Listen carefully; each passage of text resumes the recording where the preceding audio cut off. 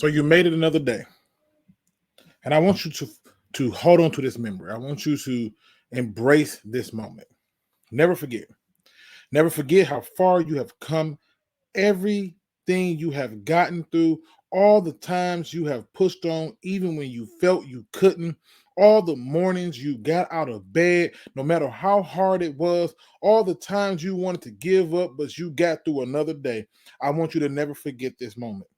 Never forget how much strength you have learned and developed along the way. Never forget how much you have shown resilience in the face of adversity. And never forget the moment that you woke up and made somebody's day by them simply hearing your voice or seeing your smile or just being able to read your text. It's amazing to me how much you achieved in just today.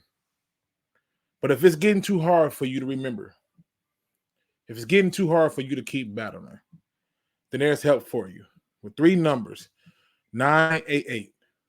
Don't take much, don't require much, just simply requires you to make a decision that you can live with. So before you make a decision we have to live with, make the ultimate decision you can live with and get help. Now let's talk football.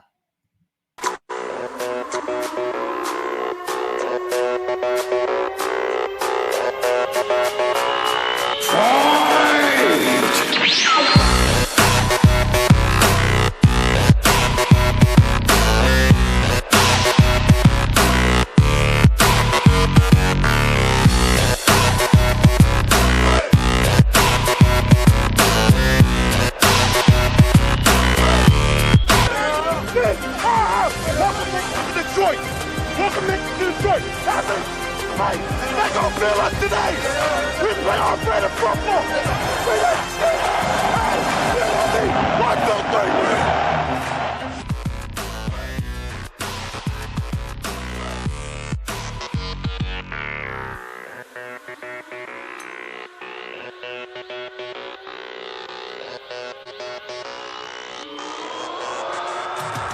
Fight me.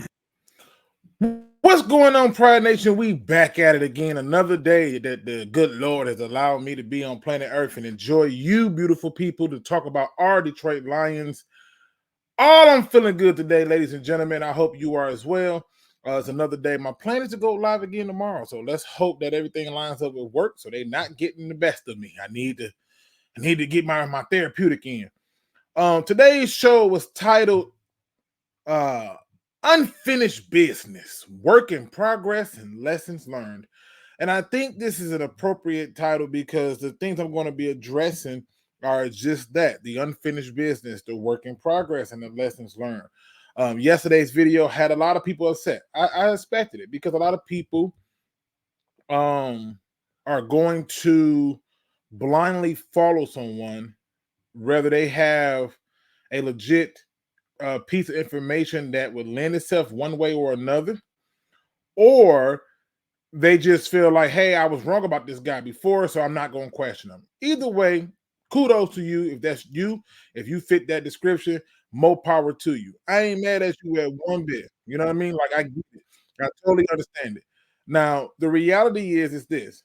I'm always going to say things that's not going to be popular. I'm always going to point things out that many people may not agree with. And that's why I always make sure I leave it open for you to come in and have discussion with me. So now we got all that out the way. Let's look at who's in the building with me as people are coming in. We got my man Looney Tune in the building. We got 1991 Max Stagg in the building. Giovanni Line II said, I just saw Luke at Taco Bell putting ketchup on his taco. Just saying, the lies we tell, the lies we tell. The devil's a liar, and he's not welcome here, okay? I do not know what this man speak of. Not at all. Okay? My man, my man Black Spirit in the building. What up, dude? We got my man Big T in the building. We also got Dr. Detroit who says, catching a live finally. We got my young king in the building, JT Sports, who just graduated. Congratulations to this young brother again for another milestone, one of many that he has yet to do, but he's already achieved one of many already, and he's going to continue to achieve much more. So shout out to my little big homie here. We got the artist. He says, "Let's go Lions." Hey, 100%. Macau Holt in the building. Donkey Kong says, "Super Bowl or bust. Holmes is the best GM in the NFL." I am not on the Super Bowl or bust train, so that's gonna upset a lot of people. But when that's for a different show, I'm not on the Super Bowl or bust train. Sorry. Luke G blessing us with the back-to-back live. Hey, I would say like Drake, but right now stuff is looking real rough for Drake. Kendrick Lamar is in his bag, and he's on his bully mode right now. But yeah, back-to-back. You feel me? Perry Ball says, "Hey Lou, how are you doing today?" I'm doing good, brother. Hope you're doing well as all. He's in the building. Crimson Shadows in the building. Billy Venables in the building. Friendly Neighborhood Lions fan is in the building. Let me see. Let me try and miss nobody. My man JT says appreciate that, Luke, 100%. I'm telling y'all, man. Listen, you see those people who you can see that's going to grow into our leaders and our well known people, and JT is one of them. That's for sure. All right, good people. So I've been waiting for this show because I have been driving myself crazy about it, and it really did come down to the draft, and on top of that, it came down to a question, and this question that came up was, what are the Lions' needs? Like, what do they still need after the draft? Like, the draft has happened. What are their needs? And I thought about this, and I had to figure it out. Like, hey, where can you find it? Then, ironically enough, shout out to my man Jeff Risen over there, who did an article. He was talking about, like possible free agents, and he was saying like, there's nobody out there and stuff. Although I slightly disagree with him, I think there's some valuable prospects still out there, which I'll be discussing today. And I think there's some trade partners with logic. I'm going to give you logic behind this that I think makes this make sense, okay? But before I do that, I need your help, okay? In the words of Jerry Maguire, help me help you help me, okay? And I know it wasn't quite that quote, but I need the help. And the reason I need that help is because I'm getting ready to put a poll up, all right? And I need to know, based on your view, what are the two biggest needs that the Lions have after the draft? Now, I'm finna drop this poll in here, and I want y'all to tell me what y'all think. This is going to help me narrow down my search. So we're going to have that. Now, for me, I am giving you some options, okay? And I am giving you, I think, how many options can I add on here? I think it's 5. I think I can do 5.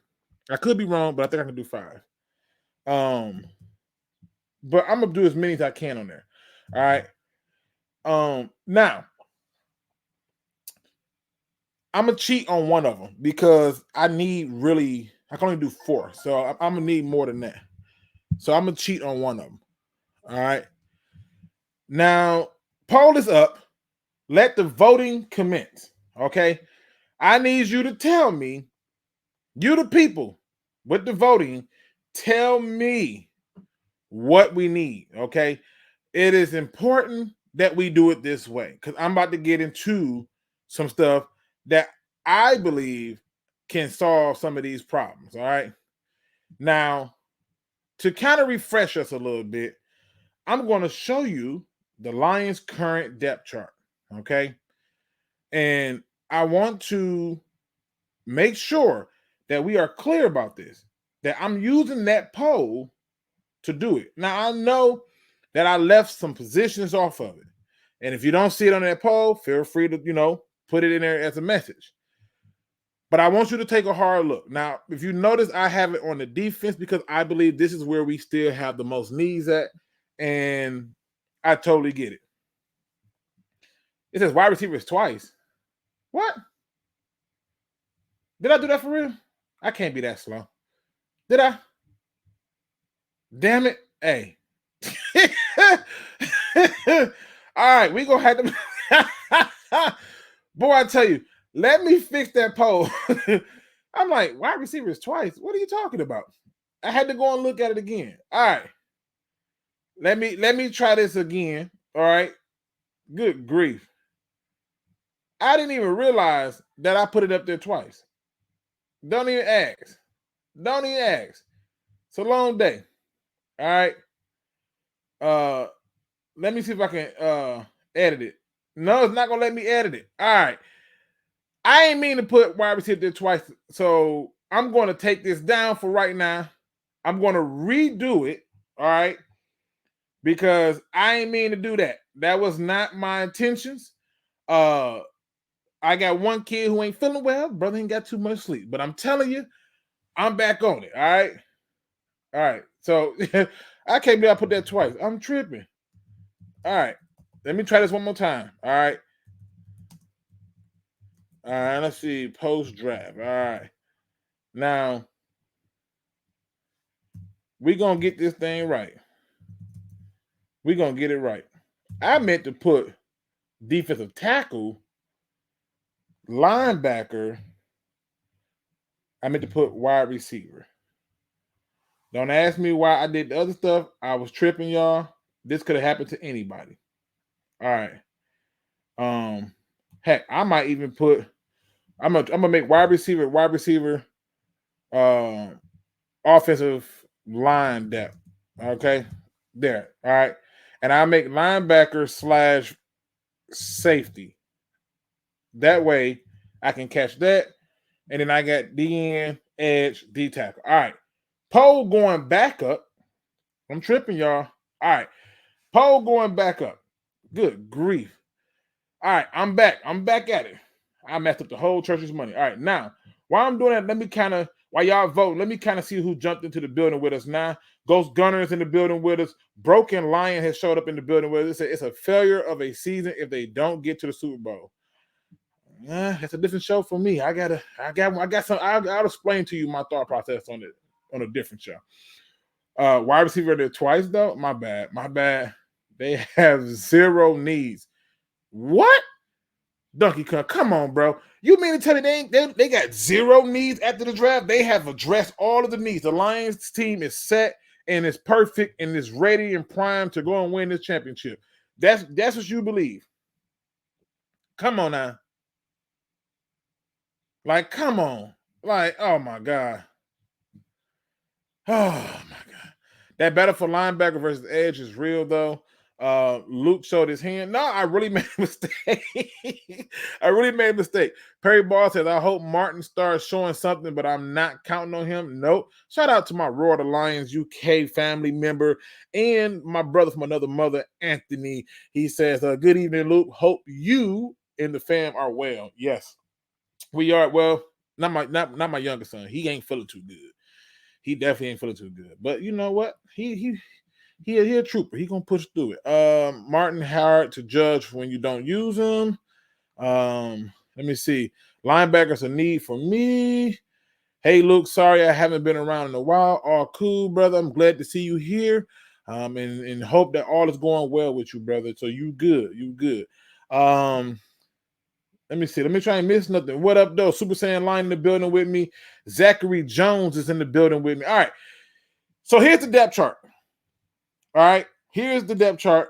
If you want me to move it up, feel free to let it know. I want to know what you got. I have figured out a few things, and I think that to me, we 100% have some holes. I believe that we have to address these holes.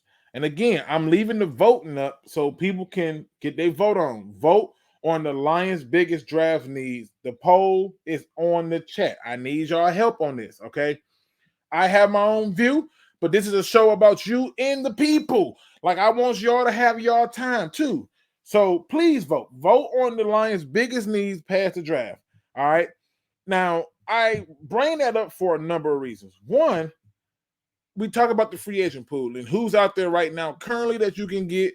And then we already know that they got to cut rosters down to 53. And so one of the things that I've been hearing from a lot of people, whether it be our local media, our fellow YouTubers, and everyone in between, including fans and all alike, is that, oh, we're just waiting until they cut the roster down to 53. But it got me to thinking, If that's what we're waiting on, then who do we really think is going to get cut in that 53 from all them teams that's going to be worth coming in and taking somebody's spot? And that became a little bit more challenging for me. So my attitude was, nope, let's go out there and get aggressive. Let's go out there and make some moves now and make it happen.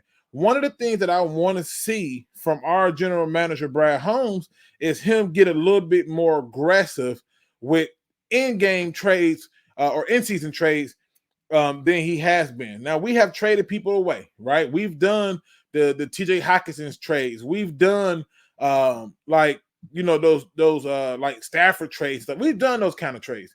But I want you to go out after looking at it, evaluating it, and doing it. And so what I did was I came up with a little bitty list. Now, on my list, receiver did not even chart because I believe you would be able to find a receiver anyway. Like, it's not going to be hard to find a receiver. Seriously, you got your receiving core, your foundational receivers anyway, and the ones that you're going to get in free agency are just coming in to help. And at that point, I really don't see how it could be anything other than you just saying, you know what, I'll take what's available. But it got me to thinking. And the first thing I want to do is look at some free agents that jumped out to me. Now, if you look at our team as it stands now, I believe that our coaching staff and GM are really counting on Matthew Battis and Marcus Davenport. I believe this. I believe that they are counting on these two people to be of assistance opposite of Aiden Hutchinson. All these people right here, Mitchell's, and he's not even making a team. Practice squad, Chris Smith, practice squad, because these is not even a conversation. He's more than likely going to be cut, leave out Ansarique. But when you look at it, 1, 2, 3, 4, boom. All right, that's the 4 interior D linemen that they're going to go with. They're going to go with Wingo, in my opinion. I think he makes a team. I think Broderick Martin, because he's the guy that they said was a project, and they're not giving up on him after 1 year. So he's staying with making the team. And then you got Reeder and McNeil. I think Levi gone. I think Chris Smith is gone. I think Mitchell is gone. They are betting on Battis and Davenport to make the jump. I'm just not willing to bet on Davenport. I'll bet on Battis. In fact, I feel more confidence giving Battis a chance than I do Davenport. Davenport should have never been signed to this team, in my opinion, because he hasn't offered anything to tell you that he's going to be worth a damn on this team. And you already got a guy in Kaminsky who's going to go inside and out, as well as Josh Pascal who's going to go inside and out. Wingo can go inside and out. So I already know that they're not going to do it. But we need somebody that we feel good enough, whether they're rotational or just somebody to play opposite. And for me, getting those guys is where we look at. And the first person that I just did was I just came here and I looked at who was still available. And I saw Emmanuel, I saw Yannick, and I said, damn, now wasn't Yannick on the Bears last year? And I looked up, and sure enough, he was. And so I started saying, all right, now Yannick has had some success in this league. He's had a little success. He's only had 4 sacks last year with the Bears, but then again, it depends on how you view it with the Bears. And what the Bears had going for him is a different story. However, I looked at the tackles for a loss and the quarterback hits, and I'm like, all right, I'm in, right? Like I'll bite. And he would not cost that much to come to this team. And he had to be better than Charles Harris. Like he just had to be. So off rip, I'm starting it off with there. But before I get into this further, let me go back and check the polls, because I want to see what we vote for as the biggest needs, because that's going to really tell me something. And right now it's going crazy with the voting. We got about 16 votes in. If you have not voted on the Lions' biggest need, cool. Nobody believes we need a defensive tackle so far. But linebacker or safety has got 25% of the votes. Wide receiver or O-line depth has got 25% of the votes. But DN and edge rusher has the most votes thus far And if you have not voted, that poll is in that chat. So just go up there and look and hit it. If you're on your phone, just refresh it. It's right there. All right. Now, let me go back and catch up because I know I missed a bunch of comments and stuff as I break this stuff all down. All right. Let me get down here where we at. I gotta go edge. I can at least tell you our starting linebackers. I can do the same for edge next touch. I'm cool with that. Perry Ball. If they are not using him, Martin means he's not ready or not good enough. So that's how I look at it. Super Saiyan Lion says linebacker and edge and receiver is a need now. O-line depth and pass rusher, a veteran. The tackle depth is pretty weak if Dacker goes down. Depth, man. Stop judging me. All right. Davenport is coming off injury. He might not be ready or might need some time to work off that rust. Davenport was an overpaid shot by Holmes. That's a $10 million worth of cap space. I put it like this. I was never happy when we got that guy. I was never happy. And so off rip, my brain immediately went to, we got to find somebody that's going to be the answer. So, Yannick Ngakoue is one of those answers for me. Most people are going to look at the sack total and say, he only got 4 sacks. Yeah, but he hit the quarterback 7 times. Right? And so, those, you can argue that's potential or whatever. I can care less. I know that at 28 years old, he's going to come in more fired up. And if DJ Reader is who everybody is telling me that he is, or he's going to free up this person and free up that person, well, good. Let him free him up and get somebody else who can get off the line of scrimmage. Now, another person that came up in my list that was still available is Bud Dupree. Now, some of y'all are going to say, Luke, Bud Dupree, really, bro? Really? And I'm going to be like, yeah, he had 6.5 sacks last year playing for Atlanta.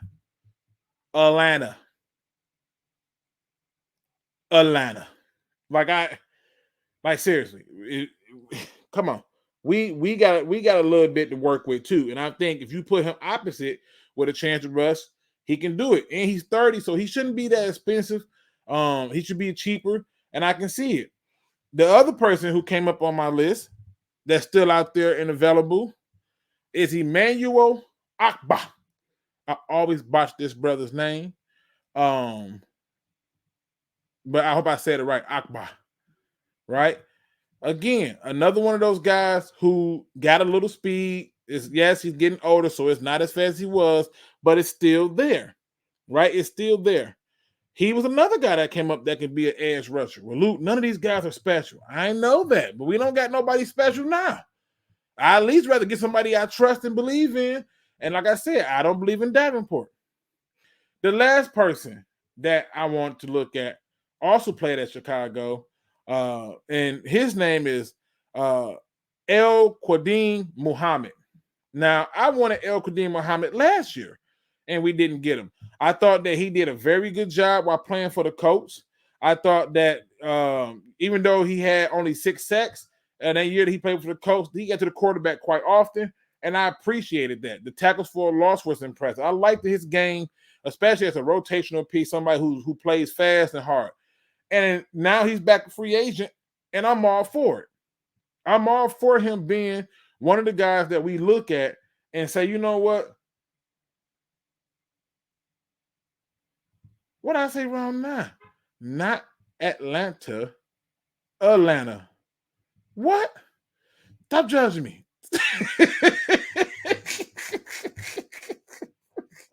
Stop judging me. All right. 2, don't work out. He should have been signed to a real prove-it deal at a minimum or $1 million. Well, hey, Brad believes in who he believes in.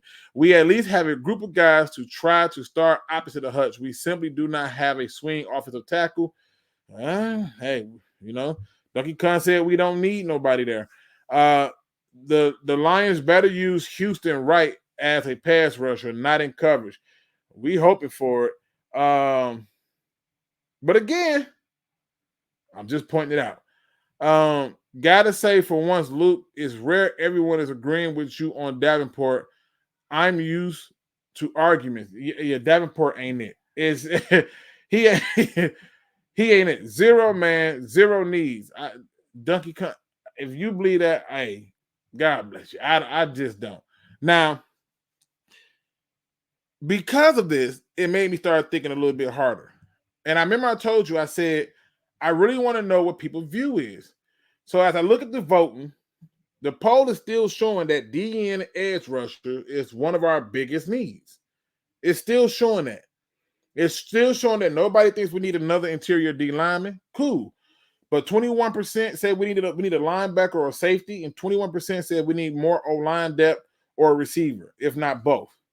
And so I started thinking about my man Brad Holmes, and I said, there are some people I think he can trade for that can put us over the top with a simple trade. And I don't think the trade will cost us as much as people would believe. Okay? I don't believe that. Now, watch this.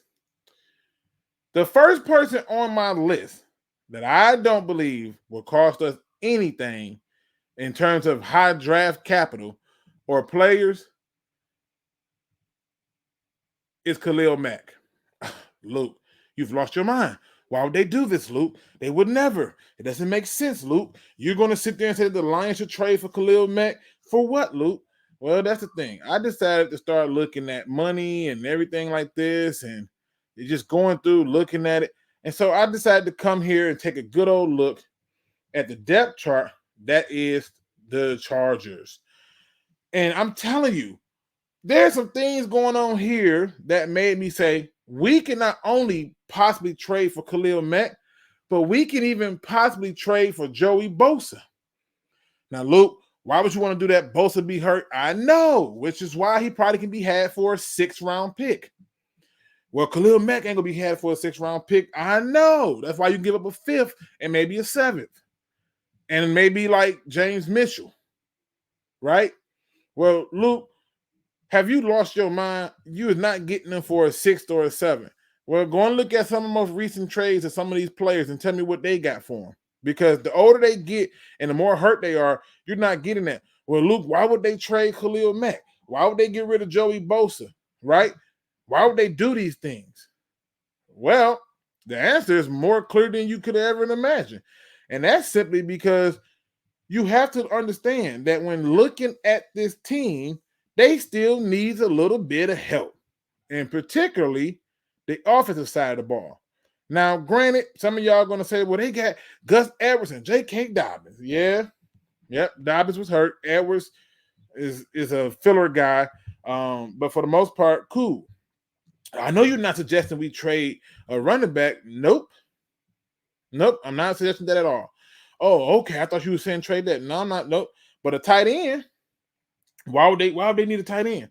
Well, you know, Will Disley, he's a good blocking tight end, and Hayden Hurst is a good tight end. Donald Parham Jr. hasn't done much, but I'm thinking to myself, they can use the capital. That's what they can use.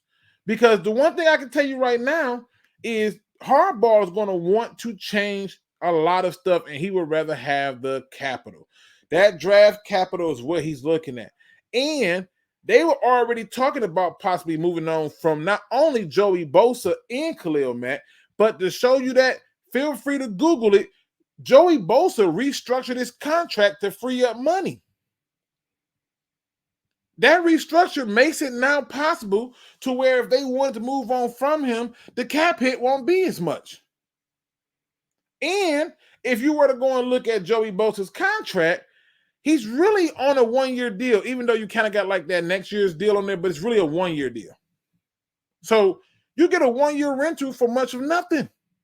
And I think it would be a great move for them to do that. And if you can get him or Khalil Mack in the trade, I'm all for it. I'm all for it. What's going on, Marcus? Welcome to the show. The first thing I saw when we signed Davenport was a bunch of Saints fans and Viking fans talking about how he never healthy. He ain't never healthy. I take Mac. How about signing Leonard Floyd? You mean Well, I get it right, but I wouldn't sign Leonard Floyd. Not for what we doing. I wouldn't do that. See, I'm looking at it like if I'm trading for somebody, what gets me over the hump? And or what can be something that can come in and have instant impact. If I'm signing somebody, I don't want to spend a lot of money on them. I'm going to follow his method of not spending money in the free agency on those defensive players like that, and I'm going to go with it. I don't think we have anything draft capital left to trade for a player. Holmes used our picks to trade up and reach for projects. We still have all our picks minus a third from next year's draft. We had an additional fourth from the TJ Hockenson trade. So no, we got capital to move to give them, but you're talking about getting people that can help. Chargers want to make a run though. I don't think so. And the reason I don't believe that to be the case is because you got to remember, you're not re-signing Khalil Mack and Joey Bosa back. That's the other thing you got to remember. They both should be up on contract. I can go and look to be sure, but I'm pretty sure they're both going to be up for contract. And they're not going to re-sign both of them. So getting something for them versus nothing makes more sense. Because now you're talking about being able to get this trade to go through that not only sets them up, but hey, at the end of the day, it gives them an option. And I'm just telling you, when you look at Joey Bosa's contract and you look at Khalil Mack's contract, right? Joey Bosa contract, he got that extra year that goes to 2025. But really, it's not even an extra year per se because it's a 1-year deal. They're not re-signing him. They're just not. When you look at Khalil Mack, if you're telling me they're re-signing Joey Bosa, well, Khalil Mack in 2025 has a void year on his contract. Literally. So he's on a 1-year deal. And he's 33. Bosa's going to be 30. So to get anything for Asian players, yeah, I think that trade feels pretty damn good. That's all I'm saying. Like, and it's another good point, Crimson. He is injury prone, and Brad loves the bond, love that damn bang on the table for them injury players. So I get it. And Khalil Mack did restructure his deal as well. He did it, I think, last year. So that's 2 players that we can trade for that would definitely put us over the hump. Because having Khalil Mack and Joey Bosa opposite of Aiden Hutchinson is an instant upgrade. And whoever you rotate in behind that, James Houston, Baddis, cool. You want to rotate Pascal and Wingo behind that? Cool. But these are valuable trade options. That DN spot opposite of Hutchinson needs to be productive this year, 100%. And I'm giving you 2 players we can trade for. You don't want Yannick, Malik Mills. I do. He's going to be cheap if I get him as a free agent. I do. Hutch needs to be productive. I agree. He needs to be way more productive than what he's been. And for people to say, oh, yeah, I expect more from you. It just is what it is. James Houston being hurt plus Charles Harris and the Accord days are over, fellas. Calm down. The roster is set. Okay. I am perfectly fine with that. If you are okay with the roster being set, let's go back. You fine with, and I'm just curious, Weezy. You tell me, all right? You tell me, Weezy, who playing opposite the Hutch? You like Davenport playing opposite of Hutch? You like that? I certainly don't. I'm good on that. The problem is Brad pretty weak on free agency, it seems. I mean, I get it. You want to build it through the draft? Build it through the draft. Maybe at the trade deadline, if they don't make the playoffs, yeah, it could happen. I don't care how you get them. I don't care how you get them. It ain't. I never said it got to be right now, today, or tomorrow. I don't care how you get them. I'm telling you, people that we can get and be had that gets us an instant upgrade. Now, are there benefits to trading for them earlier than later? Sure there are. Right? Just like there are benefits to trading for them later than earlier. I get it. But I'm trying to find somebody that can play opposite of Aiden Hutchinson that I feel confident about. So the Lions bring in Justin Simmons the free agent safety that was cut from Denver? No. Nope, I don't think so. Hutchinson needs to learn to break free from offensive tackles and offensive guards. Yes, we keep talking about it. Detroit D, what up, dude? He said, I just with the Raiders will finally start to rebuild and sell us Max Crosby. I'll trade the moon for that. If Max Crosby even come up in a conversation for a trade, I don't think Brad Holmes would hesitate to trade for him. I don't.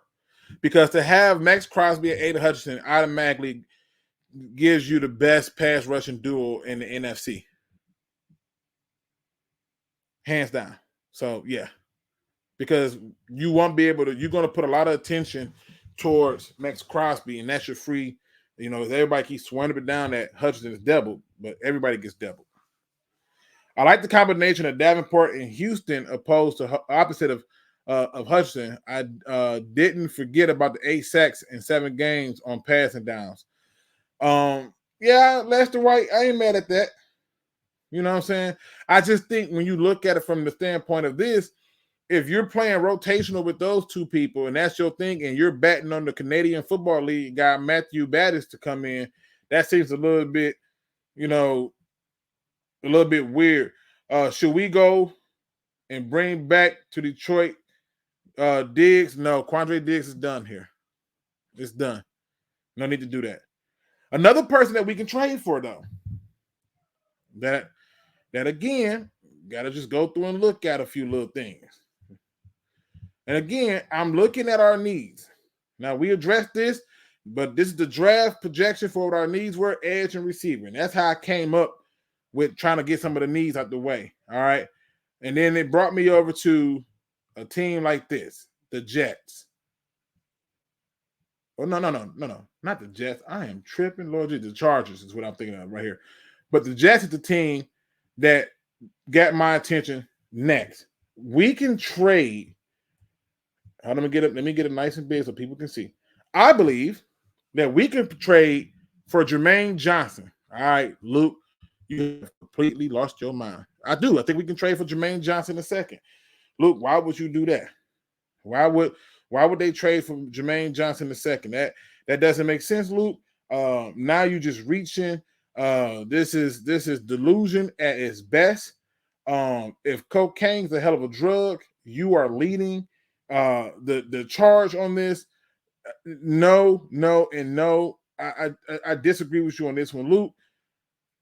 Here's the problem. You have to be able to see where teams are going to move on from players anyway. Okay. And you have to be the one to take advantage of their need to move on from a player. Now, in case you forgot, the Jets last year, with the 15th overall pick, drafted a guy by the name of Will McDonald IV, right? They drafted that guy last year, 15th overall. 15th, which means they got 4 more years to enjoy him, okay? 4 more years. Now, why would Jermaine Johnson be that guy when, he still got time on his contract? He still has available money and stuff on his contract. Well, he's already did 2 of his years already, right? And in the 2 seasons that he's played already, all right, you can argue that he's had some success, but he really didn't break out until last year. And he had 7.5 sacks, 11 tackles for a loss, 16 quarterback hits. Well, Luke, and he had an interception and a forced fumble and a fumble recovery. Well, Luke, but why would they move on from him? Because that guy they drafted 15th overall. That's why. Because of that guy. You see, that guy makes him become more expendable. Not to mention, he moves up, right? He moves up. They brought in Hassan Reddick already. All right. They added Solomon Thomas. Well, Solomon Thomas is a rotational dude. Yep. Sure is. These are all facts. I'm not arguing with nobody on any of that. But this allows them to move and play around with this first round pick and the people that they added via the draft. When you look at my man Will McDonald, in 1 year, not getting a lot of playing time, and they took him 15th overall, and he had 3 sacks and limited playing time. Yeah, I feel pretty good that we can make a deal to get him. I feel pretty good about this. And I don't think it's going to cost us as much. Plus, Jermaine Johnson is much younger than all the guys I don't name. He's 25, which means, and granted, he was drafted in the first round, 26th overall, back in 2022. So you could, if you want to pick up his 5th-year option, you could, but you still get a young guy who can come in and be an instant impact player immediately over there. What up, though, no? Easy does it. What up, though? Thoughts on the Michigan Panthers kicker? I mean, he made a nice kick at our home field, and he missed a kick. So I just want a kicker. I have no strong thoughts on him. Let me see. I've noticed that people only want former first-round picks that they actually know. I noticed that people only want former first-round picks that they actually know. Well, the good thing about me is that's not how I operate. I operate based off of how our playing style is and how they can contribute or upgrade a position. As Brad Holmes called it, he wants positional villains. And I believe that if you're going to rent one, you could. So my idea of trading for Joey Bosa or trading for Khalil Mack or trading for Jermaine Johnson gives you instant impact positional villain. There's no need for you to trade a pick for a person that's going to be a rotational. I gave a name of people that we can sign in free agency that would not cost you anything. And if you missed that, I'll give it to you one more time. You can get Emmanuel Akbar, Bud Dupree, Yannick Ngakoue, and El Qadim Muhammad will all fit and suit what we're doing here. But no, I'm not just looking, it's just the name I care. I can care less about the names. It's how that people are playing based on our style that I want here. All right. Lester White said the Jets aren't giving him up. They play 8 dudes and allow Bryce Huff to leave and get paid. If you go back and you look at Bryce Huff, right? Look at Bryce Huff play last year, okay? And yes, they rotated a lot of people in and did all those cool things. I get it. But they're coming up in an area where they're going to have to sign some people, and they ain't going to want to do that. Bryce Huff, who had 10 sacks last year, showed up and showed out, and they didn't even re-sign him. And they were the original people who drafted Bryce Huff. You know what I'm saying? They were the ones who drafted him. I mean, I remember I wanted Bryce Huff when he came out of college because you couldn't tell me nothing. I was like, man, I like what I see out of him. But Bryce Huff had his best season last year at the 4 seasons, and they moved on, right? He had 10 sacks. The year before that, 3.5. Then the year before that, 2. Year before that, 2. And he was brought in to be a pass rusher. All right? Go back to Jermaine Johnson, right? Jermaine Johnson first season, 2.5 sacks. This past season, 7.5 sacks. And they took him 26th overall, right? Like, they expect so much more out of their draft picks. So when they refuse to pay him and let him go in free agency, it's because they were like, hey, man, we're going to go with these other guys. But they didn't just take McDonald for nothing. I believe that they are going to be willing to move one of them for the right compensation. And if I'm looking at somebody, yeah, he's on my radar. He's 100% on my radar because they're not going to keep him. I guarantee you they're not going to pick up his fifth-year option. They're just not. When you go back and you look, like let me just go there. When you go back and you look at the Jets draft, where is it at? I thought I had it up. Right? We go back and we look at the Jets draft. Come on, get all big from it. Boom. They went out and they assisted their offense. They said, hey, we got to get better on offense. They added offensive line help. They added a receiver. They added a running back. I really like Braylon Allen, but that's another story. I digress. They added another quarterback. They added another running back. They added another cornerback. They added a safety. Right? But when you get to looking at their depth chart, when it comes time to have to pay people, I don't think they want to pay this man. I don't believe for one moment they want to pay this man when they went out and added Hassan Reddick. And after they took this guy, Jermaine Johnson, in the 2022 draft, they came back and took Will McDonald. So I just feel that they genuinely want to find it. They even added Solomon Thomas. Why? They want the rotation. I totally get it. But if I get a draft choice for Jermaine Johnson, did I really lose anything? No. This is what I drafted Will McDonald for. This is why I went out and paid Hassan Reddick and brought Hassan Reddick here. They still have players that they can use to generate the pressure that you're talking about and still get something for a guy that they're not going to pay and keep.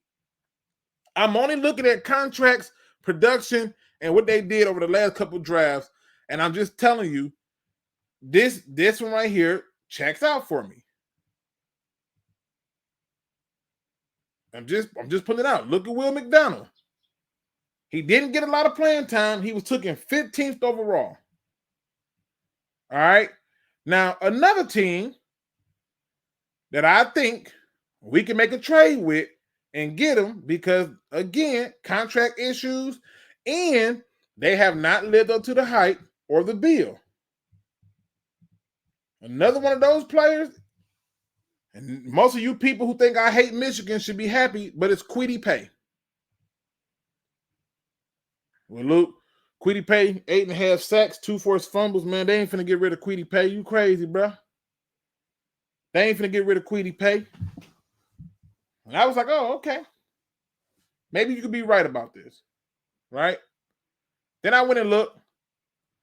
4 sacks, 6 sacks, 8.5 sacks, 18.5 sacks total in 3 years. You think they picking up his 5th-year option? You think they doing that? I don't. You think they are genuinely going to pick up his and give him a new contract? He's going to have to get damn near 17 sacks to earn a contract. I believe that this is a valuable possibility for a trade. I believe this is another opportunity for a trade. These are people who are on low-end deals. Low-end deals. Well, Luke, what about him stands out? Why would you want him? He don't have the sack production. He's still young.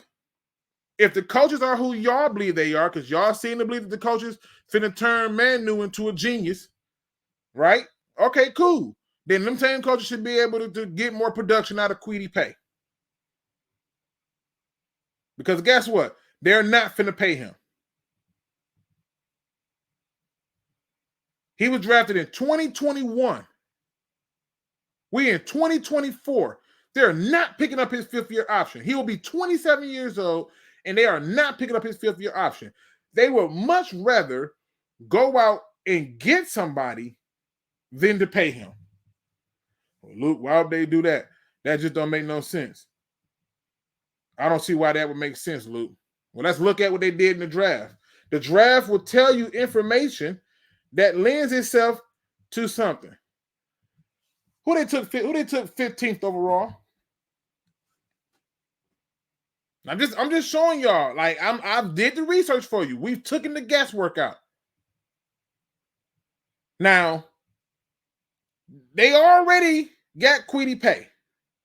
I don't believe they're picking up his contract.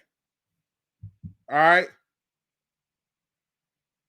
But when you look at this team's roster, they didn't bring in Latitude for nothing. Well, he gonna start opposite of Kwity Paye. All right, cool. Cool. That's your belief? Fine. I don't even want to argue with you on it. If that's what you believe, fine. I'm just telling you, if there was ever a trade partner available to bring a Michigan guy back to Michigan, Kwity Paye is that guy. I'm just showing you. His production has not lived up to his draft status. It has not. And guess what? Because of that, I believe he can be had.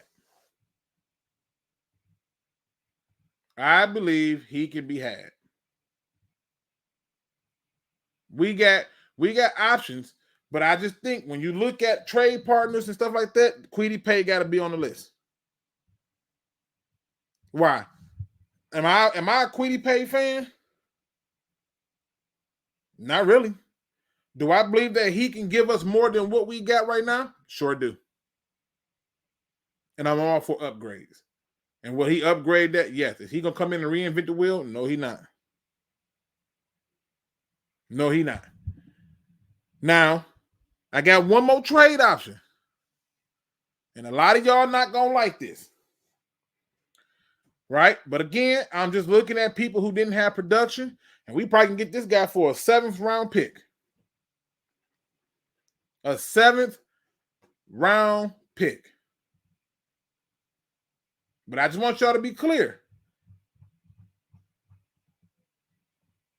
They already took a pass rusher.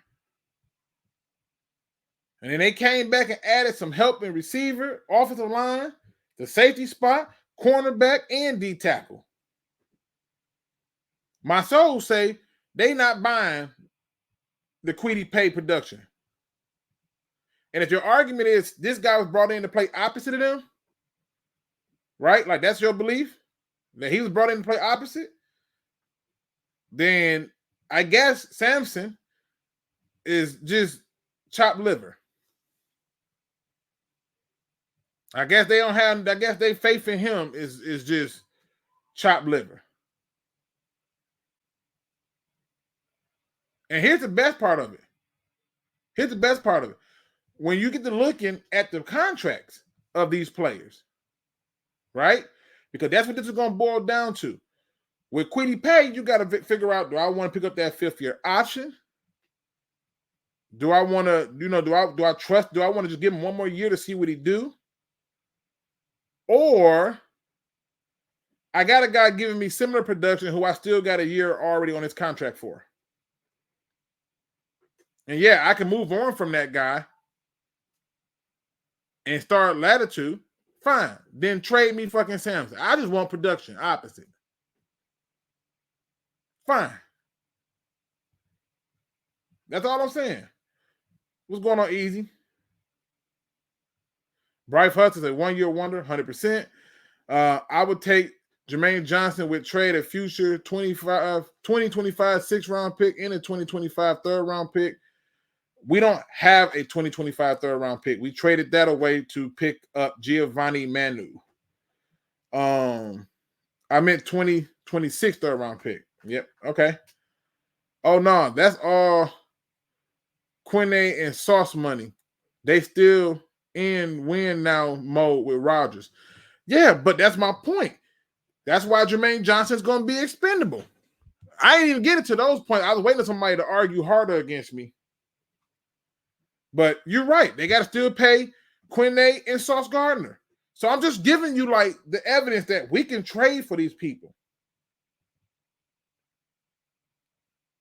All right. A 5th rounder, I think he can be had for a 5th. All right. Let me see. I wholeheartedly believe that Matthew Battis and Davenport are better than what we had last year opposite of Hutch. I hope you're right. I hope you're right. It all depends on what they do this season. See, that's my point. I don't think what I say, Looney Tune on my damn head.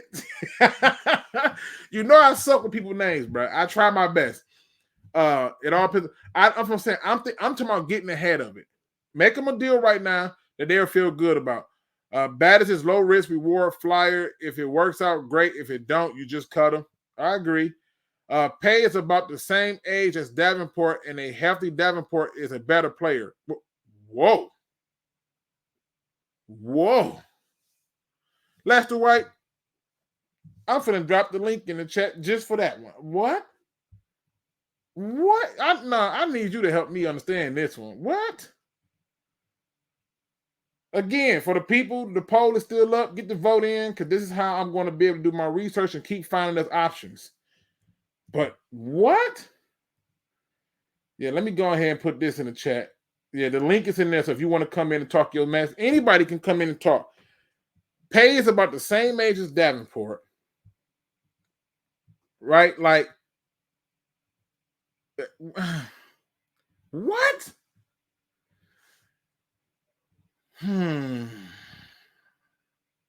Lester White, you got me thinking, brother.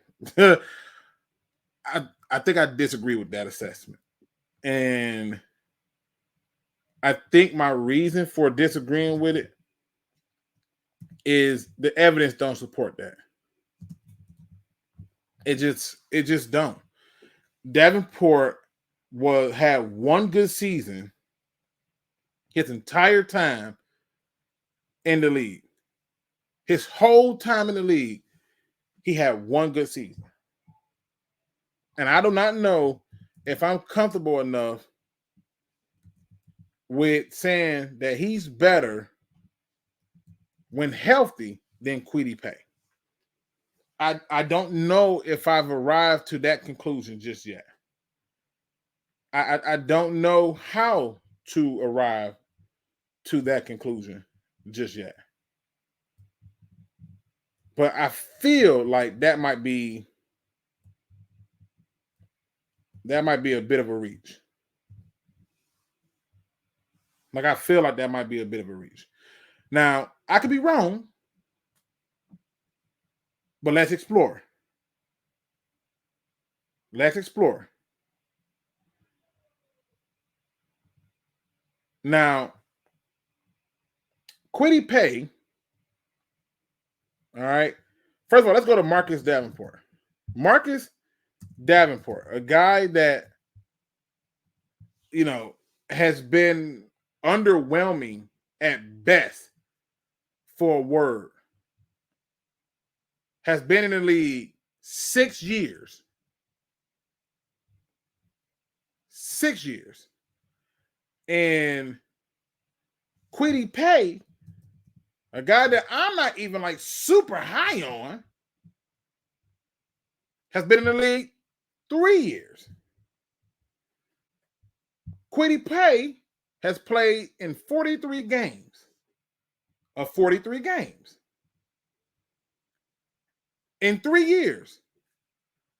And in 6 years, Davenport has played in 67 games and started 35 of the 67. All right. Now, we can see all day the number of games played. Kwity Paye, 3-year career, 6-year career. In 6 years, Marcus Davenport got 23 and a half sacks compared to 18 and a half. This not aiding well for Marcus Davenport. He got 23 and a half sacks compared to 18 and a half sacks, which means in 6 years, 3 years of playing more time, right? 3 years of more playing time. He's played in 24 more games, and he's only got 5 more sacks. He's played 6 years of football and has 81 solo tackles compared to 3 years of football with 79 solo tackles. He's got 7 forced fumbles in 6 years to the 3 in 3 years. He's got 1 fumble recovery in 6 years compared to the 3 years worth of 5. I'm trying to figure out how we getting how. Nothing said that this makes no. How? Tackles for a loss. 6 years of play, 27. Quiddy pay, 21. Quarterback hits is significantly higher. It's got 6 years. But I would have thought that if you're talking about 6 years of playing, which means he got 3 more years of playing time than Quiddy pay, and only got 35 more quarterback hits. Like, I would expect for them numbers to be a little bit more drastic if that was the case. Latitude. I'm just saying. I don't know. All he has to do is play healthy this season. As far as I can see, most of his injuries are nagging and not chronic. But he's hurt, and that's the problem. Kevin Shepard would have been better than Charles Harris. And, of course, this D-line about to be nasty. When is OTAs and rookie minicamp? I haven't even looked it up yet. I'm not even going to lie. Let me see. Luke, is there any veterans, offensive tackles, or guards in free agency that can help us? I don't think we need a vet at this point. I think that at this point, I think that they have already made up in their mind that they are good. I agree that we need a veteran offensive tackle. There some people out there who can possibly play guard. Denser's out there who could possibly play guard, but you got to pay him to be a backup. And I don't know if you really want him to be that guy. And I know that Denser's played offensive tackle too, but he was on Minnesota and he didn't do too well. So it just depends on how you're picking your poison. But I don't know. They don't even have the same play style. Quiddy Pay can bend a little bit. Davenport plays like Trey Flowers. Like I don't see how we get the better comparison. That's all I'm saying. Production don't even say that. May 21st is our first OTAs. Thank you, good sir. Thank you. The last 2 years of Davenport there was almost no productivity, Weezy. That's what the Lions look for opposite of Hutch. Wait, what? So they're looking for somebody who don't have production? Wait. The last 2 years of Davenport, there was almost no productivity. That's what the Lions look for opposite of Hutch. Why would they be looking for a guy with no productivity? I don't know, Lester. Lester, you got me a little nervous. I don't know. I just don't see 2 different points. I'm confused, Lester. The link is in there. All you need is a phone, brother. You don't even got to have your camera on. I just wanted to understand better what we're talking about here because I'm looking at the guys, and I'm looking at this guy's numbers compared to a guy who's been in the league 6 years. Like, seriously. Like, he's played more games, been in the league longer. I don't know. I don't know. When I tell you I'm genuinely confused, I'm genuinely confused. So please help me.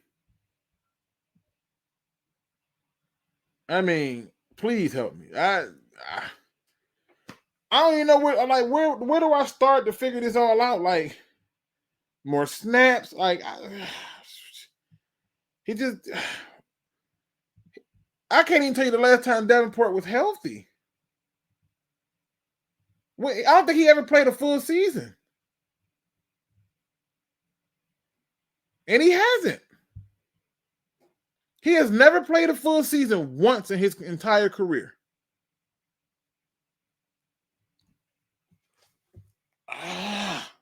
I don't know.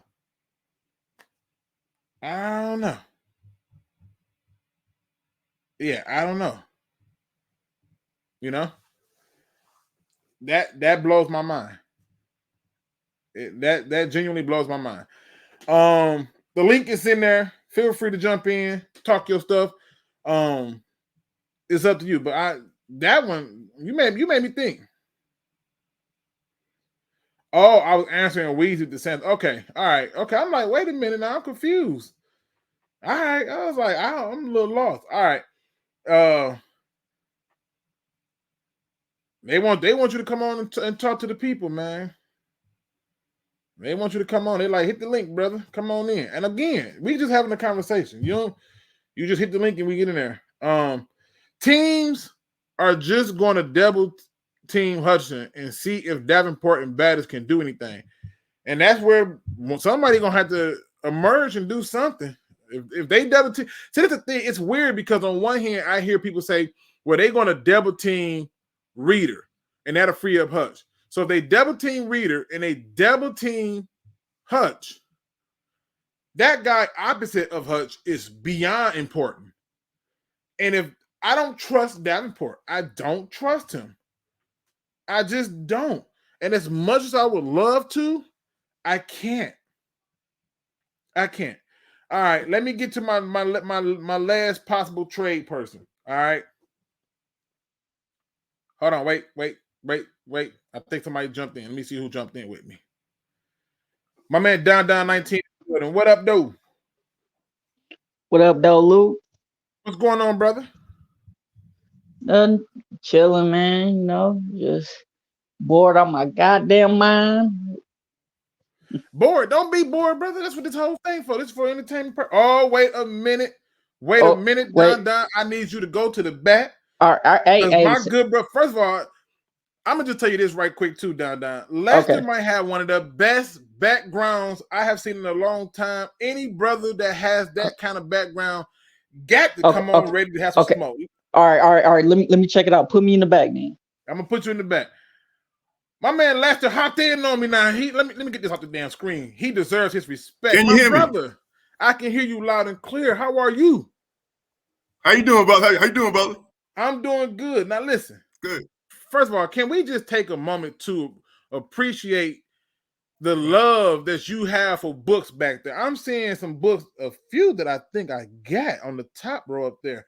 But just having that level of collection got me feeling good about you right now. So well, I know you came prepared. Let's talk football, my brother. Help me understand what you were saying about the Quiddy Pay Davenport thing. I'm lost. Can you hear me? Yeah, I hear you. Oh, well, I got a delay, so okay. I hear you. All right, so it's a little bit delayed. All right, break down to me the Quiddy Pay and Davenport thing you were saying. Well, no, I was just saying that the problem with Davenport is that he hasn't gotten any production, especially lately, because the last 2 seasons he's been injured. And yeah, I think he's a better run defender. Okay. So you think he plays the run better than Pay?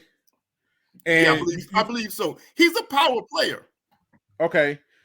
Do you feel that he will stay healthy with the Lions? I can't determine health. I mean, that's one thing I can't do. Do you feel that he let me just go back. I want to bring this up on the screen so we can see it. So give me 1 second. Okay. I want to bring this up because I'm intrigued by this. You got me thinking. I'm like, dang, maybe I might have misthought this thing.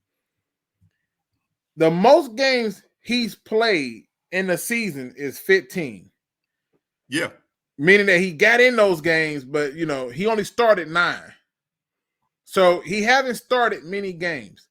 Right. In this sample size of games he's played versus started, you're under the belief that if he stays healthy, he will be better than Pay for the Lions. Is that my understanding? I think that in terms of the Lions system, he's a better fit. Basically. Okay. Now, what is it? What is What it? up, Big T? What is it about Pay that make you think he wouldn't be a better fit, especially if we traded for him? I think that Pay doesn't play with the power that Davenport plays with. One of the reasons why Davenport gets hurt, I can't talk about the ankle injury from last season, but he's a relentless player. He's a relentless power player. Okay. And you would rather have him right now than Pay? I would rather have a combination of power player in Davenport and a finesse rusher in Houston. I think Houston is proven. I'm with you on the Houston train. Okay. You're not going to get no beef out of me on the Houston train. I want Houston to get more snaps. I'm just trying to understand, because you're the first person to have faith in Davenport. Now, I got to ask this question. Y'all not related, are y'all? Because that's going to... we're not related. But okay, I'm just making sure. I think that I think Davenport, I think the injury issue is the big issue. And I can't, I can't. You win on the injury front. All you guys win on the injury front. He hasn't been healthy. What I'm saying is, but my point is, in terms of what the Lions like in their power players opposite Hutch, especially on running downs, Davenport is a better fit. Okay, so which is why you got Kaminsky, and which is why you got everyone who plays opposite Hutch is a power player. But they move everybody around, though. Yeah, well, they do move around, but on running downs, they play the big guys, and on passing downs, they move Kaminsky and what's his name inside. Okay, and again, I just gotta ask. You definitely not related, right? I want to make sure. You definitely not related. No Davenports in my history, I don't think. Okay, all right. What I'll do for you is I'll write him a note and see if we have anything in common. Okay, all right. Look, all right. I just want to look at Davenport for a second. He's right here with the number 0 on. They have made 0 popular, but he's right here with the 0 on. And these are some of the highlights. And see, to me, that looks like more finesse than power. That looks like more finesse than power. And again, I get that this happens here, and they're hoping that they can get production like this, but I'm like, I can get that from Kwity Paye. Like, seriously. And that play was really made by Daniil Hunter, but good cleanup on his part to clean it up. I'm just trying to figure out, like, absolutely. What I don't see it. I have tried to see it. I don't see squat. That was power. Well, wait. He's right here. Hold on. Let me go back. Let me make sure I can catch it. He's up here. That's power. Yes. That's nothing but power. That's nothing but power.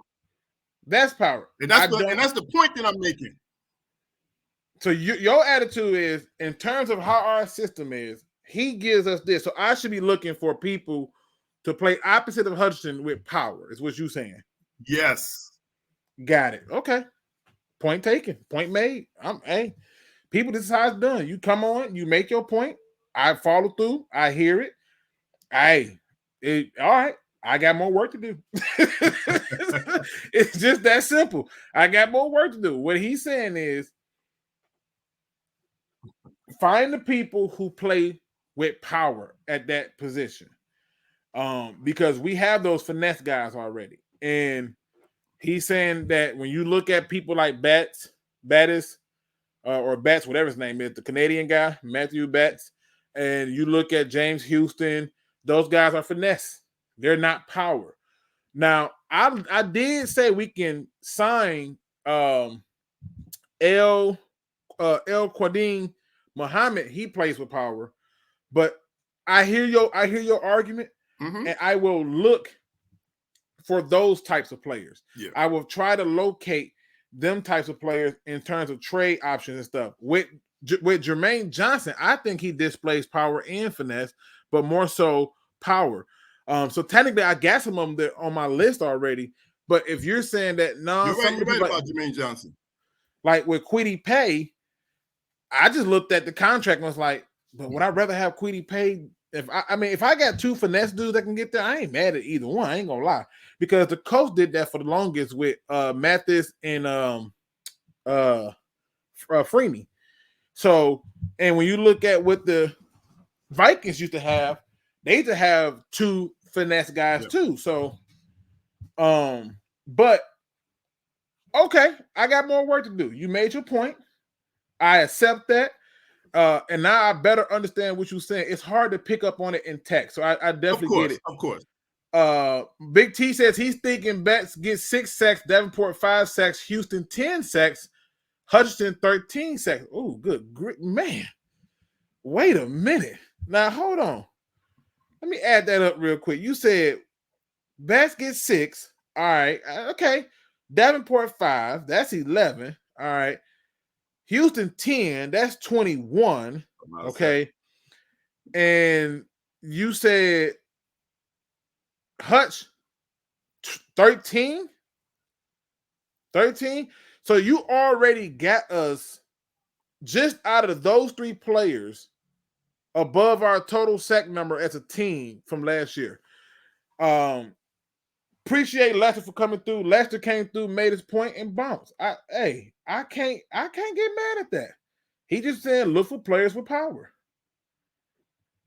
I can't get mad at that. I like that. Lester made my day. He made my day. He simply said, no, I'm going to get my point across. I was genuinely confused. At Luke and Lester, if the Lions defense is bad again and the pass rush is bad again, who's to blame? The players, Glenn, or the D-line coach, or Holmes? I blame the GM because you have to see the weaknesses in your team, and he's the one who opted for Davenport. He's the one who opted for Matthew Batts, whatever his damn name is. He's the one who opted for those players. I will blame Holmes for that because that's been my biggest critique about him is, can we get some serious dogs up front on the defense in the front 7? Can we get those guys? And I'm cool. Now his bet is on coverage being the way that we get home and make these things happen. But if that's the case, cool. I'm cool with that too. I mean, not hard at all. But again, shout out to my man Lester White for coming through and making sure I understood his point of view. I get it. I would look for guys with power, because I'm picking up what he putting down. I get it. Blew that play up. Yeah, he did. But that's the problem. It's so spotty. It's so inconsistent, and I just don't trust him. I honestly think he played 6 games for us. Like that's how much I don't trust him. I think he played 6 games for us. 6. And I don't trust him to stay healthy. I just don't. As much as I would love for him to do that, I get what he's saying. He's basically saying, look, my man's going to bring a power to that side of the ball. All right. So that means people like Max Crosby don't fit the bill. You know, that's what he's telling you. So I get it. So just to recap my breakdown for replacements. And again, this is unfinished business. All right. And make sure y'all keeping up with a brother out here in these streets. You know what I'm saying? But the reason I titled this video what I titled it unfinished business, work in progress, and lessons learned is because the unfinished business is we got some areas to work on, and it is a work in progress. But I never touched on the lessons learned, and I think one of the things that they learn is that you need to be able to see the potential in the player, but have that player be available to use that potential. And if that person is not there, you need to be ready and willing to move on from them. This is why when I was arguing with people last year about Cam Sutton, and the Lions couldn't wait for the first opportunity to move on from him. And they did. They couldn't wait for it. And so off rip, it's a lesson learned to not hold on to a lot of these players. So just to recap, if you're going to sign somebody in free agency, and again, my list is going to be slightly altered after today because I'm going to have to try to see if I can figure out the power guys. But I had Emmanuel Agbar that you can add, Bud Dupree that you can add, Yannick Ngakoue who you can add, El Quadin Muhammad that you can add. All are free agents. You don't have to go and discuss with a team or give up draft capital. You just got to go and sign those guys. But when it came time to the trades of it all, I had Khalil Mack, Joey Bosa, Kwity Paye, Jermaine Johnson II from the Jets, and I did not give y'all my last prospect for a trade just yet, and I'm going to give him to you now because I looked at what this team did, and the first thing that jumped out to me was, hey, this has potential for a lot of reasons. Now, the only issue with this particular trade that I know more people are going to say is this one ain't do nothing either. He does not fit what Lester was saying, which is the powers type. He does not fit that mode of power. He's another finesse guy who I believe can, offer us something in the form of pass rush and would not cost us much to get via a trade.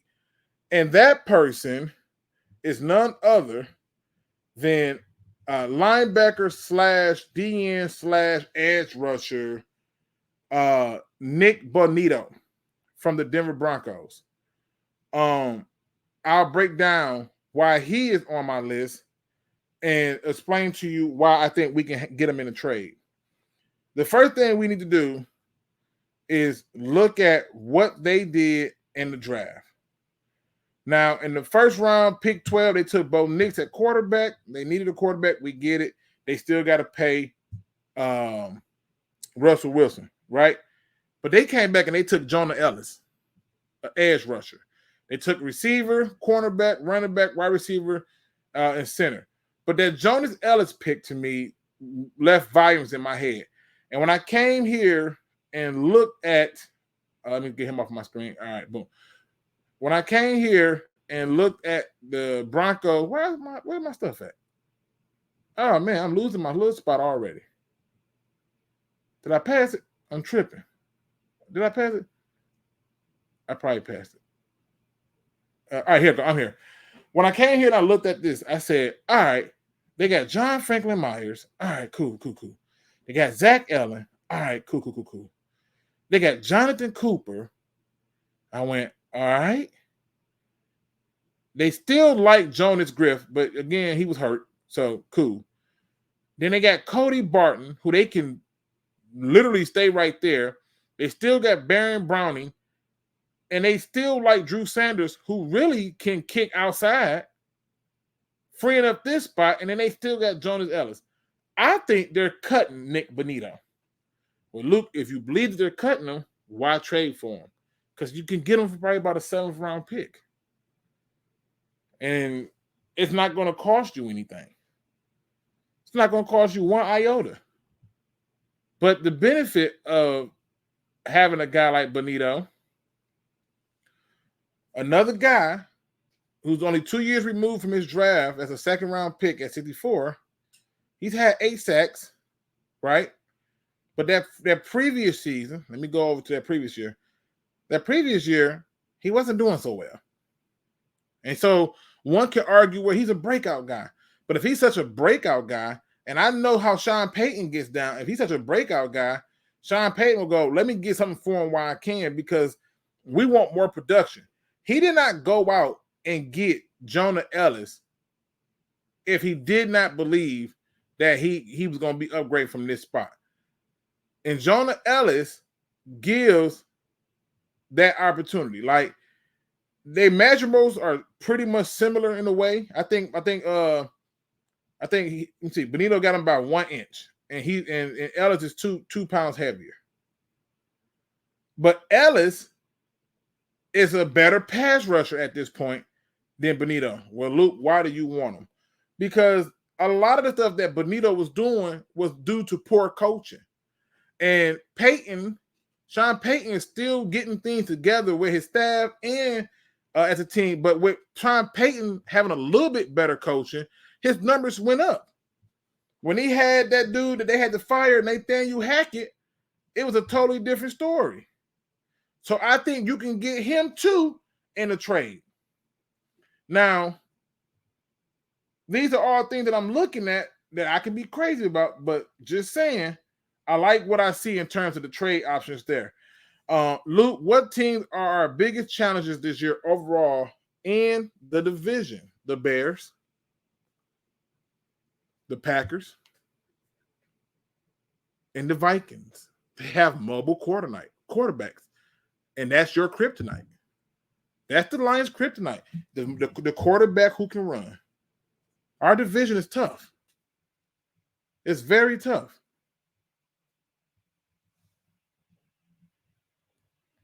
Like, it's just putting it out there. It's tough.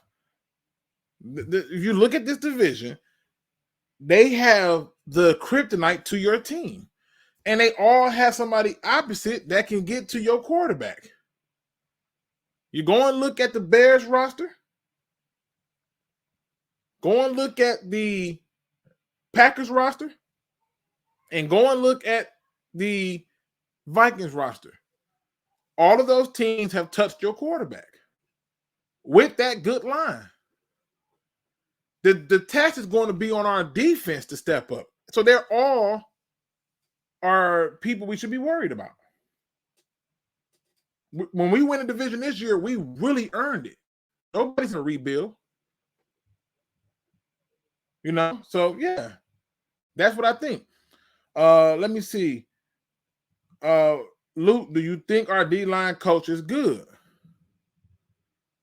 Can he help develop Hutchinson, Betts, Martin, and Neal? Didn't we get a new D-line coach? I'm almost sure we got a new D-line coach. I think it was some dude from LSU. I'm almost sure we got that. Right? And do I know enough about him at this point? No, because I did no research on him yet. And we did. We got Terrell Williams. So we got a new defensive line coach. I did not even begin to research him. I plan to, but I just haven't had time to do it. You know? So this is supposed to be the new defensive line coach, new defensive run game coordinator, Terrell Williams. As it says, he's a veteran coach with ties to the organization. Williams brings a new face who can help the line improve. While the unit was among the league's best against the run, it struggled to get home and generate pressure against opposing passers. I don't know if we got an answer to fix that. It's another party who could benefit from a new face in the room is Broderick Martin. Viewed as a developmental player, Martin spent most of his rookie season as a healthy scratch. I will never understand how you trade up for a guy who's a healthy scratch. I don't get it. You know? So but yeah, I haven't did enough research on him to know enough about him. I just don't. And I plan on doing it because I look at everything when it comes to this team to figure out, like, okay, is this what we getting? Are we getting somebody that's going to make a difference on our team? And I don't know about that guy that much. I just don't. All right. Easy Does It says he heard he's a really good coach. Lester White says Terrell Williams is one of the best in the NFL. Now, I could have swore he came from LSU or was it Alabama? Let me go back. I'm going to have to go back and read this again. Hold on. He came from. It said,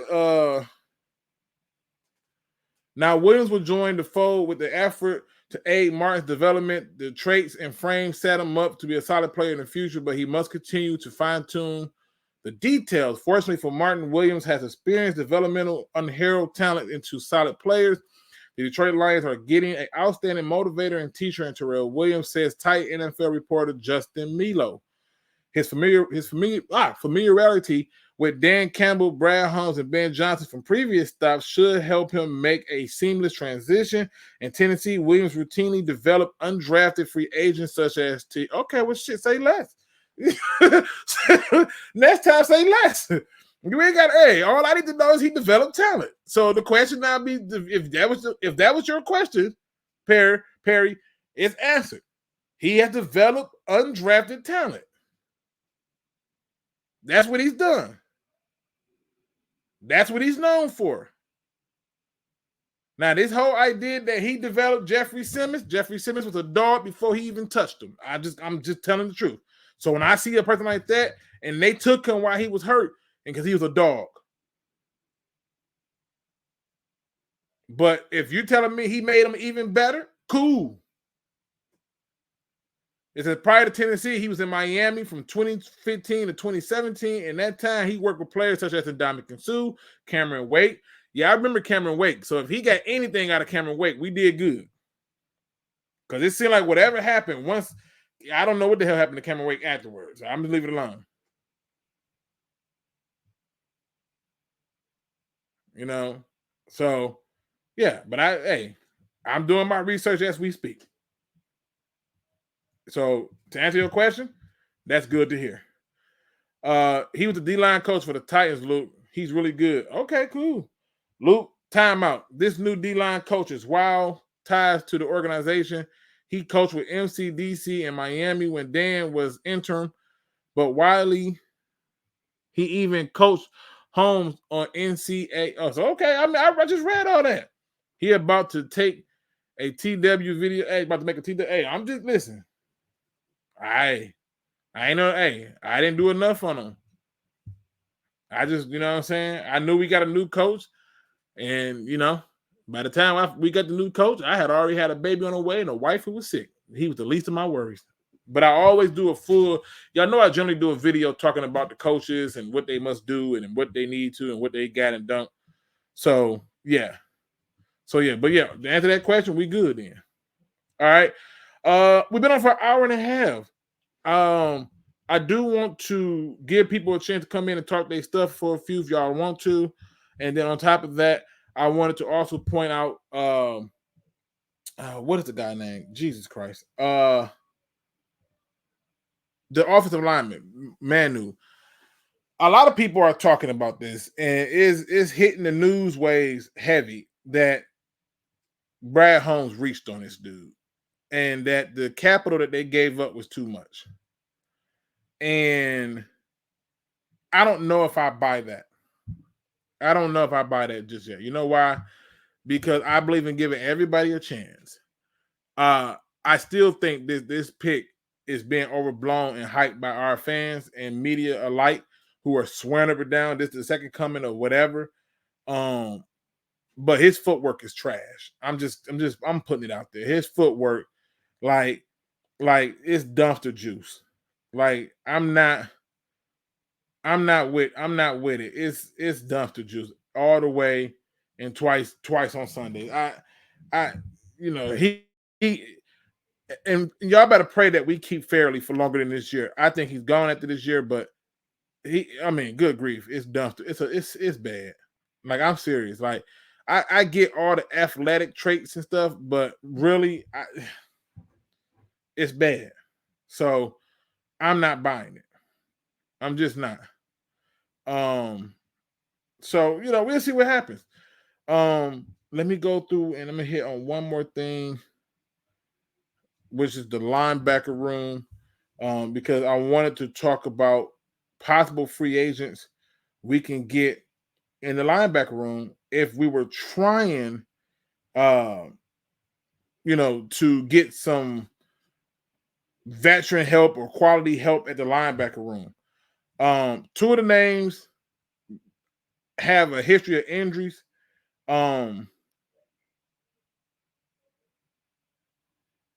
It says the Titans with, hold on, let me see. Did they say the Titans with Williams as D-line coach have always been a tough D-line? All right, cool. I just didn't do no research on them. I didn't do it. Hey, I'll be the first to tell you to do some research. I just did it when y'all brought it up. It made a topic. I was like, oh, okay. Veterans I can take. Shaquille Leonard. I can take that. Quan Alexander. I can take that. You give me one of those two linebackers, I'm good.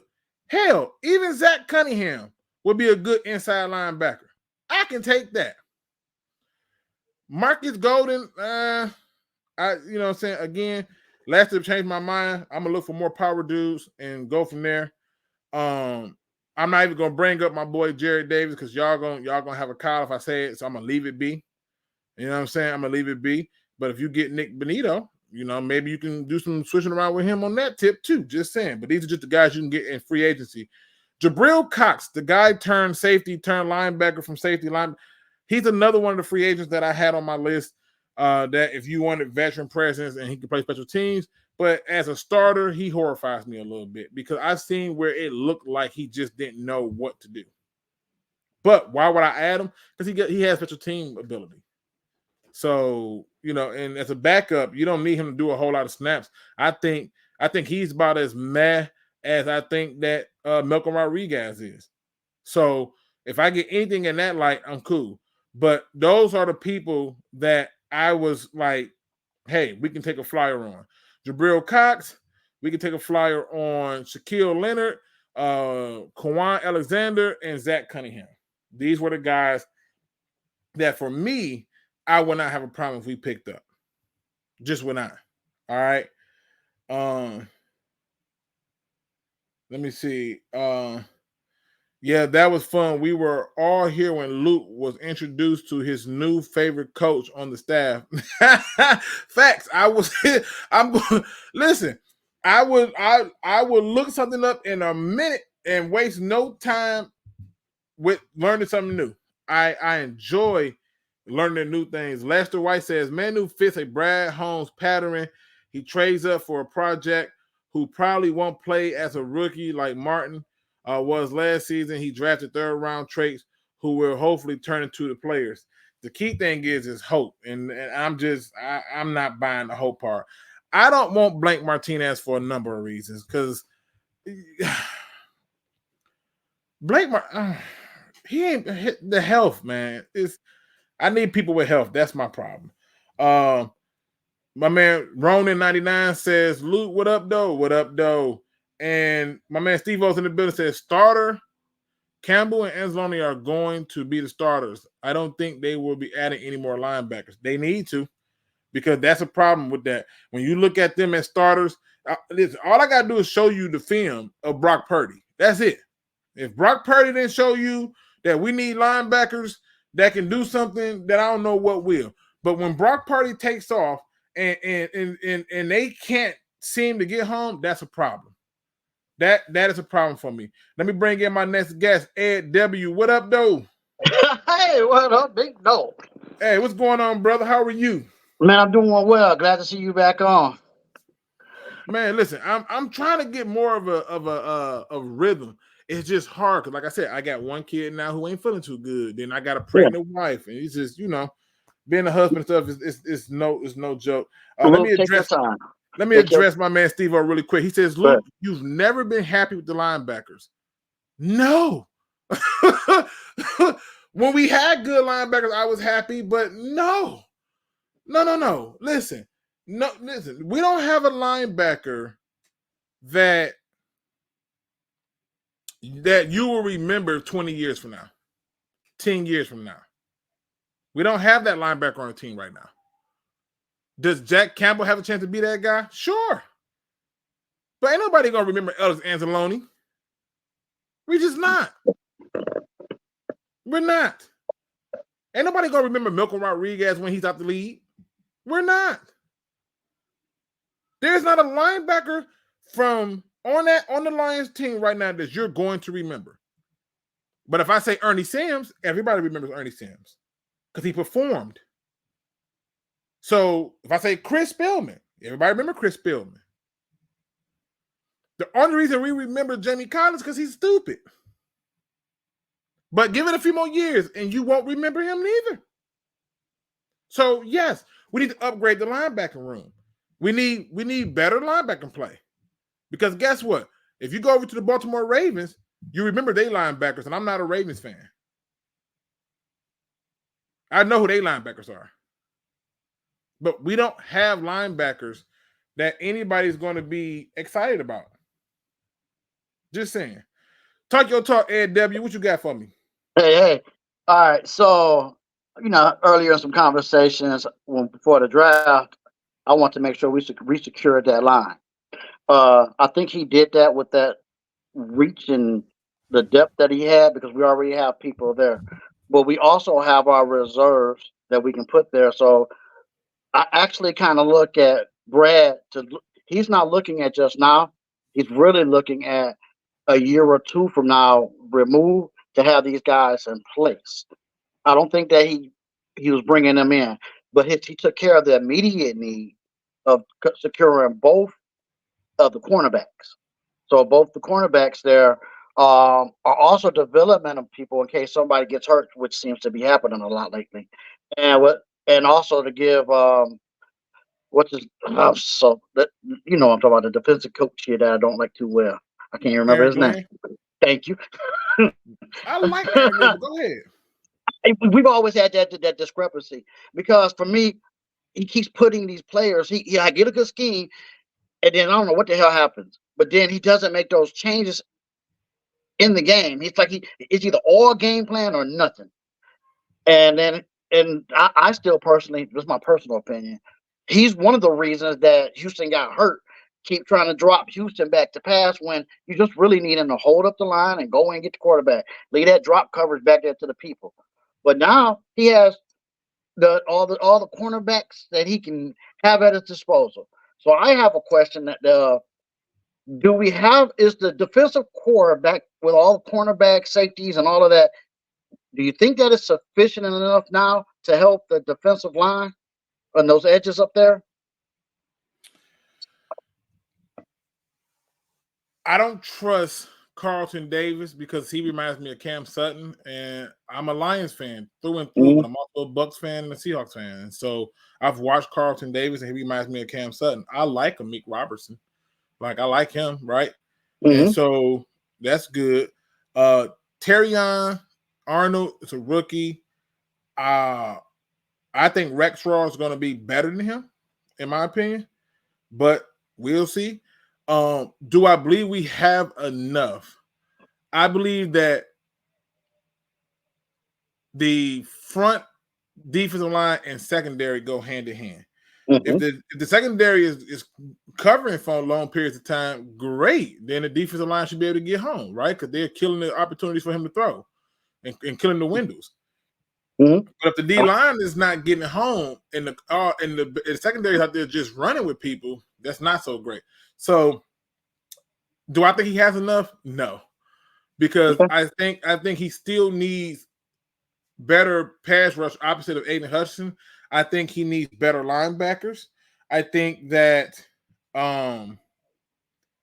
when you look at the league in terms of the linebacker talent and stuff, I know that Steve-O or who was that? I mean, let me make sure I don't mess the name up because I don't be wanting to botch people's name.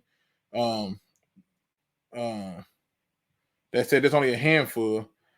I just think that we are still lacking in areas that we desperately need not to lack, if that makes sense. Yeah, so, I understand. So, like, for me, as much as I would love to what's the word I want to use? Jump on the bandwagon and say he's got enough. I honestly don't believe that. I don't see the evidence that says he has enough. And one of the reasons I feel like that is because of stuff like this, right? It's because of stuff like this. Like, this is 3rd and 4, right? And Oh no, that thing didn't just start like that. I don't know why it did that. Went out. That's weird. I don't know what happened with that. Let me refresh that thing and see what happened. But Yeah, when you I look get at it that I get it that he wants to run a lot of those man to man and zone. But if you do not get to that quarterback when you're running man to man, these quarterbacks gonna eat you alive. They just are in today's time with these running quarterbacks that can extend plays. And we got a lot of a lot of people that we're going to play this season that can actually run. exactly, and that's where I'm concerned. Like I know everybody's like oh Ellis Anzalone, but I've been down this road before. When they were trying to hype up, we got us one, we got us a steal with Malcolm Rodriguez, and I'm like, y'all, he's average at best. At Of course, best, I mean we use him as a fullback now. He's that slow. yeah, like at best, yeah. No, no. So again, not trying to rain on nobody's parade. Mm-hmm. I don't think he has enough. Okay, now I'm gonna swing another one back over to the offense. Do you?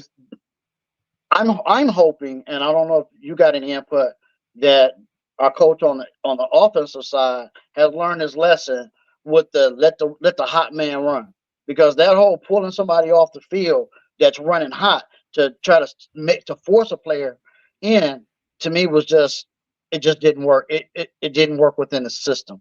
So I'm hoping that if he got a hot runner out there, that we just go ahead and ride him, even if it's all game.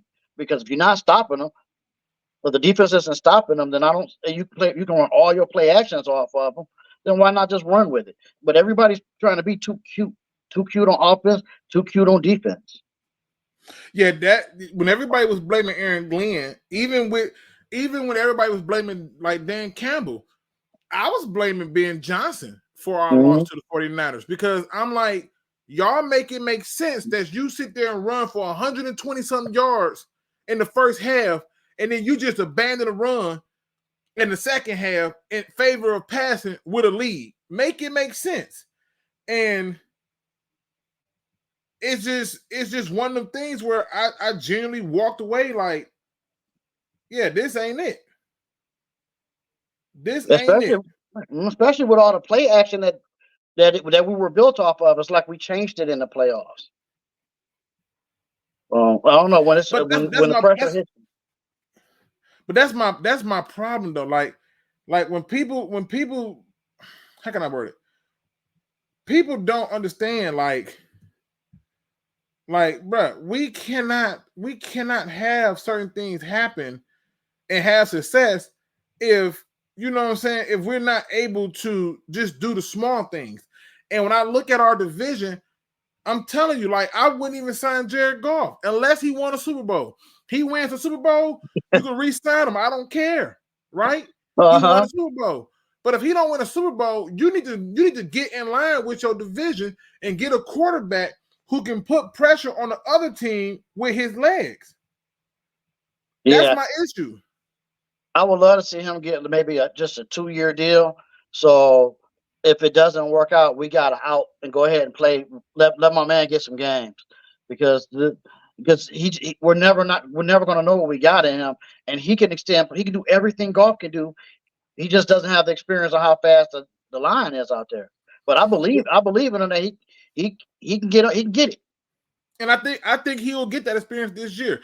Steve-O says you might hate it, but inside linebackers turn into a 2-down position. Even the best linebackers are a liability in coverage, or they are good in coverage but can't tackle or take on a block in the run game. I'm not looking at that necessarily as much as when I look at Anzalone, I'm looking at a guy who's getting older. I'm looking at a guy who does make plays from time to time, but I'm also looking at a guy who missed a lot of plays.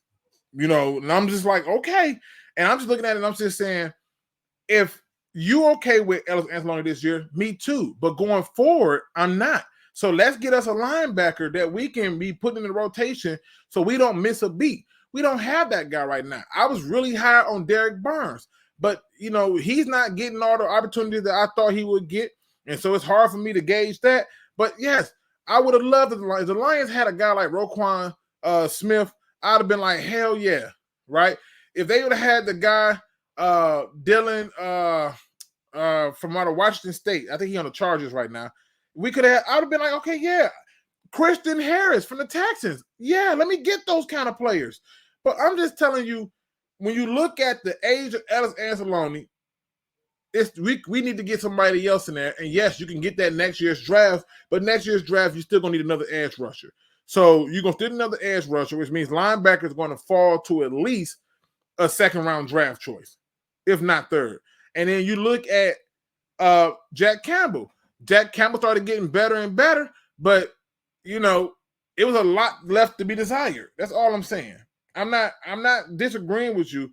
Malcolm Rodriguez was mad to me because I just watched him and I was like, yeah, he can only do so much. Yeah, can I piggyback on the back of that real quick? Go ahead. I want to add to that out of Aaron Glenn's own mouth, Aaron said that he's not, and he never did, even in the playoffs, is going to play with a spy. That was his downfall when it comes to these running quarterbacks. I don't care if it's the deepest person in the backfield, somebody has to be accountable for that damn quarterback running out of the pocket. When everybody's scrambling and doing something, somebody needs to be assigned that, and that's an Aaron Glenn flaw right there. I think he was lying when he said that, because why would he tell you, oh yeah, I spy quarterbacks and there are teams trying to get any inside information? But I've seen tape where it looked like it was a guy that was spying. So I don't know if I buy that 100%, but I can tell you this much: where Aaron Glenn will get a knock from me, and even though I'm up here defending Aaron Glenn, where he will get a knock from me is when I don't feel that he's always necessarily asking for the best players to start. Like I don't know how you come to the conclusion that Charles Harris should have started that game against the Kansas City Chiefs. Charles Harris should have never started over James Houston. James Houston should have been a day one starter. Mm-hmm. And that's partially on him, and it's partially on Dan Campbell. But I trust my coaches, and I have no issues with that. I like what Holmes did in the draft. I thought he drafted 5 players that are going to help this team right away, and 1 player with the potential of being a starting lineman. 5 players that's going to help this team right away in 1 play. 5 players. Vaki definitely going to help right away. Mahogany, somebody get hurt, maybe he'll help. Okay. Wingo, help right away, maybe. Okay, all right, I can see it. Oh, it's going to be some trick plays coming up. Yeah, it is. Steve says, hopefully Jack Campbell takes that step up year 2 and plays like the 18th pick. I'm praying he does too. But I just want to show this play. Let me show this play because I just want to show some of these because I don't want them to take me down. But just look. This is like one of those plays where I'm almost sure it was a spy here. Okay. All right. Watch down here. No, wait. I'm sorry. Ellis Anzalone. There he go. I don't know why I thought that was him, but this is him right here. Ellis Anzalone is right here. If he's not spying him, I'm trying to figure out what he's doing here. Now, I see he looked at the guy underneath. He's in zone. He's breaking, right? Yeah. He got a guy underneath here. All right, he's breaking. Right. Nobody, but not one person ran in his zone either. And so right here, he would have kept running, in my opinion. Okay. If Cam Sutton didn't, if Cam Sutton didn't come up, he'd have still been running. He had enough space and room from this linebacker, 100%. If this guy don't do this, I'm sure of this. If Cam Sutton don't turn here, he feels confident enough he outrun him. And the reason I believe that, even though I can't even believe he made that catch, that's because think about this, dude. This Jack Campbell right there, like, bro, come on. Come on, bro. I'm with you, but that's a blown assignment. It is. Mm-hmm. But let me find the other one. Hold on. Nope, that ain't it. I gotta get back to them on offense. Hold on. All right, so like right here. Now, they throw this little quick pass, right? Right. There go Jack Campbell. Where's my man's at? All right, yeah. So look, Jack Campbell, and again, rookie year, everybody gonna say he's a rookie. But bro, you gotta blow this receiver up. Like I need you to blow that receiver up. That's weight room. Right? Like that, like, bro, you're bigger than him. Mm-hmm. And you're looking at him. Blow his little ass up. You like this should be a meme of you blowing him up. You letting him initiate the contact. Okay, cool. And then, like, look at this, bro. Let me go back just a little bit. Malcolm Rodriguez, right? This is your cutback lane, right? Come on, bro. I don't want to hear that's Deebo Samuel. I don't want to hear it. I don't want to hear it. Yeah, that was been pretty much part of my neck too. I'm not saying Aaron Glenn is a bad coach. The problem that I have with Aaron Glenn is that it seemed like everything had to be like bro, you about to be fired. You're too much scrutiny is coming on you, and then all of a sudden the team just play super inspired or everybody's where they need to be. And I need him to get that rah-rah all season long and be consistent with it. I believe he was getting the rah-rah all season long. I think the difference was that you had a lot of injuries. You had a lot of people who's out. You had a lot of people who was just not healthy. And you were shortchanged in a lot of areas. But just to show my point on why we need a linebacker and why I'm not happy with it, in slow-mo, here goes Alex Anzalone. There goes, I believe that's Jack Campbell right there. All right. Now, Aiden Hutchinson wins his one-on-one. Pascal wins his one-on-one. I'm drawing a blank on who this D tackle was at this moment. Was that Lee McNeil? No, that was not Benito. No, that is Benito. That's Benito. Bugs is gone. So that's Benito. So he gets past Benito. And again, look at this. You can't get there. Look at Jack Campbell up here letting Kittle do him like this. And poor little Brian Branch, he up here got a chase. But look. And the miss. And then this right here. Who the hell is this? Who is this? See, I'm glad that like CD Deuce. I'm glad he gone. I don't even know how you missed this. This is a free shot on the quarterback. But watch. Right under here is Alex Anzalone. I need a linebacker with some speed and some intelligence. And I'm glad this safety gone because this should have just been a highlight. Now, I just realized this, and this is really bad. You ran into a full player. This is a hole right here. And then you still got put down. Like, bruh. But that's all I'm saying. I just want better play. Yeah, but have we been in the position, I mean, going by your theory, Luke, to really grab that kind of linebacker? Yes. Okay. I believe we have been in that position. And I believe that we went with other needs. And it's like, okay, cool. Because you got to think. If you go back and you look at some of these drafts, right? Like we traded up for Broderick Martin, right? Yeah. We traded up for him, right? And even this year, we traded up for another project player when there was people who were still available that can help us. But I want you to just remember that we give up like we gave up a future pick or an additional pick that year to take Broderick Martin. We took him in the third, right? We took him in the third. We moved out to get him.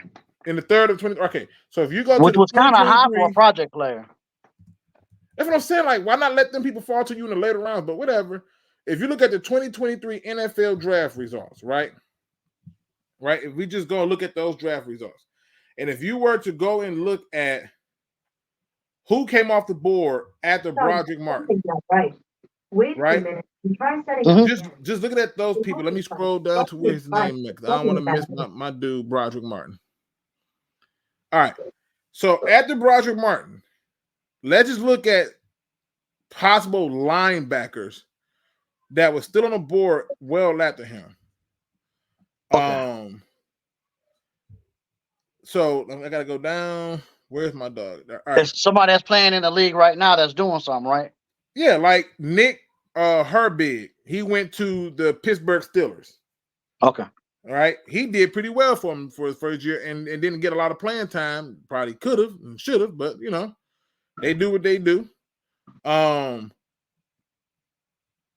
Where's the other dude at? It was one particular player that I was like, why we just didn't take that guy? I gotta find this damn thing. Where he at?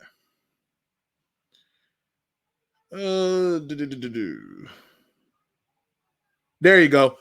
Sir Versia Dennis. He ended up going to the Buccaneers and helped the Buccaneers. Although the Buccaneers, I hate Todd Bowles with a passion, so don't even get me started with him. I hate Todd Bowles. Listen, if Todd Bowles to me is a terrible letdown. But Henry, and I don't even know how to pronounce his last name, Tutu Otu. I don't know how to pronounce the dude's name. Owen Pope out of Auburn, could have had him. You know what I'm saying? Like Robert Beal. Like we had some options after that we could have really just took. And let's say, for example, right? If you look at the third round picks, like in the 2023 draft, ain't much that you can complain about. A lot of them players came in and helped. Broderick Martin was one of the ones that everybody was like, yo, what the hell? And I like our pickup of Hendon Hooker. Yeah. Right? But I just... But it feels like Brad Holmes started a project that he never completed, and that was to start on that defensive line when he got a lean and he started packing in Pascal, the Houstons, and all of them.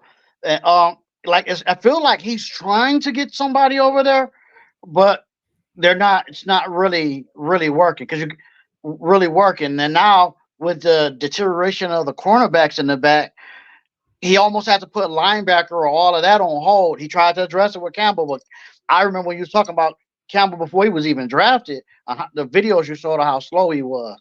Then we just had a meltdown with the cornerback. So I think he's trying his best, but we need something to work out at some point. We definitely need something to work out. And that's what I'm saying. Like, I just all I'm saying is in evaluating this right now. Mm-hmm. Brad Holmes said, not me. Brad Holmes said that he knew that the worst part of this team was the defense. Yep. And we were still allocating. That was his first year. You know, like that's just what it is. Like that's just what it is, man. So 100%, just you know, you just got to look at it like a little bit different. That's all I'm saying. I'm with it. I'm gonna go ahead and let the people get back together. And man, I definitely appreciate you. And at some point, he'll address this middle linebacker with a real dog. Ray Lewis' son might be coming up soon. I'm joking. Hey. I'm joking. I ain't gonna start nothing. If he like his dad, take everybody. Steve says, what if Martin takes on a bigger role this season? It took Iffy 3 seasons before he broke out. Don't be so quick to write a player off. Not everyone develops as a rookie. That's fair. Fair. Martin's going to develop as he leans back up and keep that pressure, much like when we had what was his name? They used to be right next to us. So we drafted him right at Fairley. So that's going to be the 1-2 punch. When we took Fairley, I saw all of Fairley's potential, and I had every belief in my mind that he was going to be able to help this team, and he did. I watched Broderick Martin tape so much to nauseam, and I don't see it. I do not see it. I don't see it. He played against who he played against.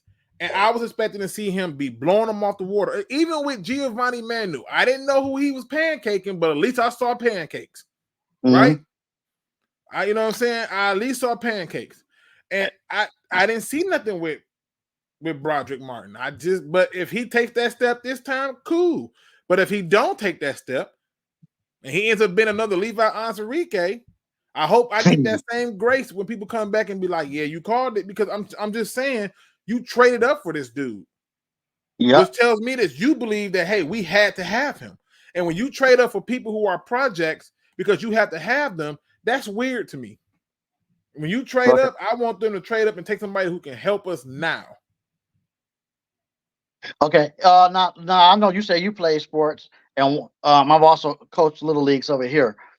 There's a common theme that we seem to kind of not listen to. Oh, my bad. That we don't follow up on, and that's if you're going.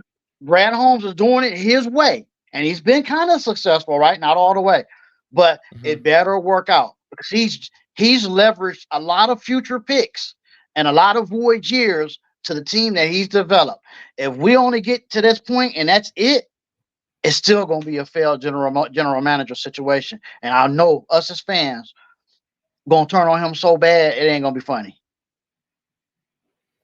Yeah, but I mean, 100%. Let me step off of here, Looper. But I appreciate, man, getting on with you.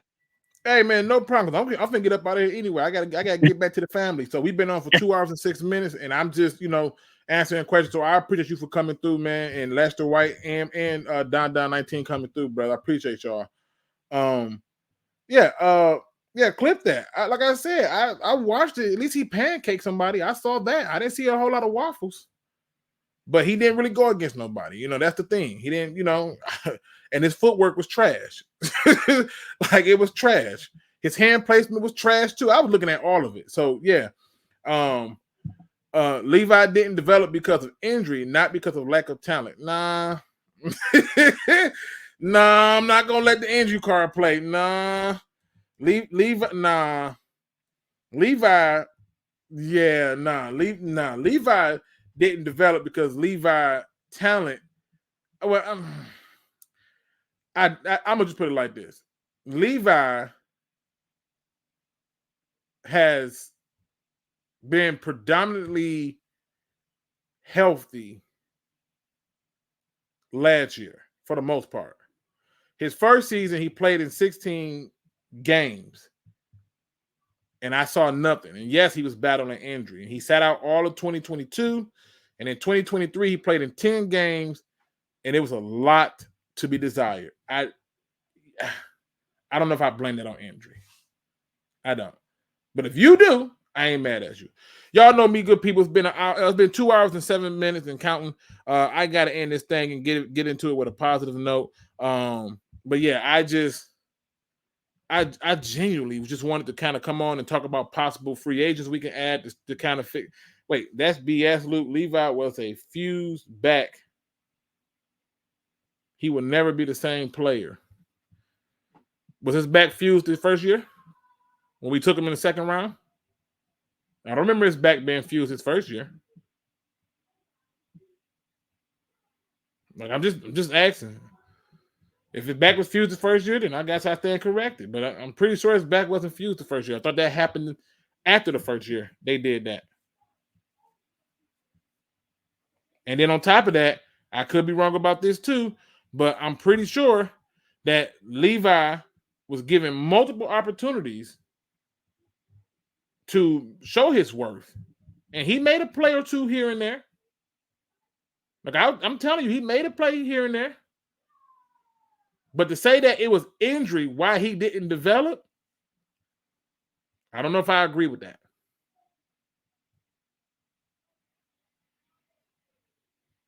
I don't know if I agree with that. So just saying. Not saying that you're wrong. Just saying.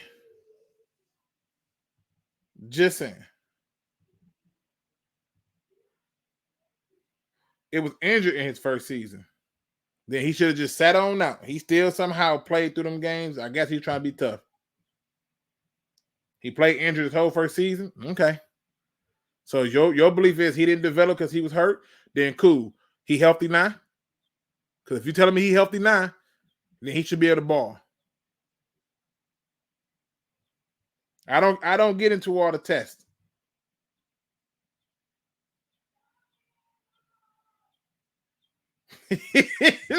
Shout out to Adam. He said, Luke, why you go live on a Sunday? I don't look at YouTube or social on Sundays, damn it. Glad to see you live. I had an opportunity to go on today and yesterday. I'm going to go tomorrow. So you want to jump on with me? Please do. Please do. I would love so we can get some more insight on some Lions talk. Hop on with me tomorrow. I should be able to do it tomorrow around like 8:30, 8 or 8:30. Let me know. Hit me up on Twitter. Let me know. All right. Let me see. Make sure I mention he tested as an A+ athlete and had good tape in college. You tell me what went wrong. The same thing that go wrong with most people. The same way you have 5-star athletes come from high school and get to college and realize everybody's just as fast as you. The same way you have college players who go to the NFL and realize that, hey, they are a little bit more savvy and just as fast and strong as you. People find it. Like 100%. People will find it. Like sometimes the talent level just be too high. I'm just sorry. And just facts. Sometimes he just missed. It just is what it is. He just missed. Adam says, I can't jump on, brother, but I'll be here to watch tomorrow. Woodward would sue my ass again. Oh, Lord Jesus. Adam, no. Let me get out of here. Positive note. Today's quote comes from the internet. Don't know who said this, but I liked it. I liked it, and I'm living by it because I think this makes sense. It says, you didn't become selfish. Let me repeat it again. You didn't become selfish. You became harder to manipulate. Don't confuse the two. Yeah, it's a lot of people out there who love the vulnerable, generous, sweet version of you. They love them from you. Oh, yeah, when I was in my hardest time, I called you up and you gave me money. Yes, but the moment you said no, you all of a sudden was the devil. You evil, you selfish old being. You know I'm going through something. You know I'm struggling. But they don't remember all the times you said yes. They don't remember all the times that you showed up without even being asked to. They don't remember how you gave and never asked for it back. They don't remember when you set up, even though you had your own problems and you heard all of their problems. They don't remember any of that stuff.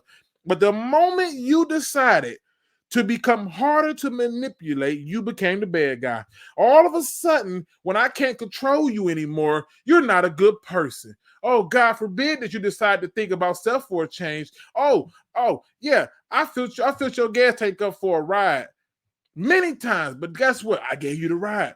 There's going to always be people on this planet who seem to find a way to just simply suck the life out of you. Take all the best parts of you and leave the scraps for everybody else. But guess what? In the end, the more you become aware, the smarter you get, the stronger you become, the better you understand that making it hard for people to manipulate you doesn't make you selfish. The easier it is for you to be able to say, you know what? I don't have to put up with y'all BS. I don't have to deal with y'all crap. And with that being said, ladies and gentlemen, the most important part of this message is simply this: that if they still don't get it, after all that you have done for them, then simply let them be where they are and pray for them. With that being said, hit that like, subscribe, notification bell, and if at all else, you don't do nothing else, don't be no chump. Please do your research. I'm out.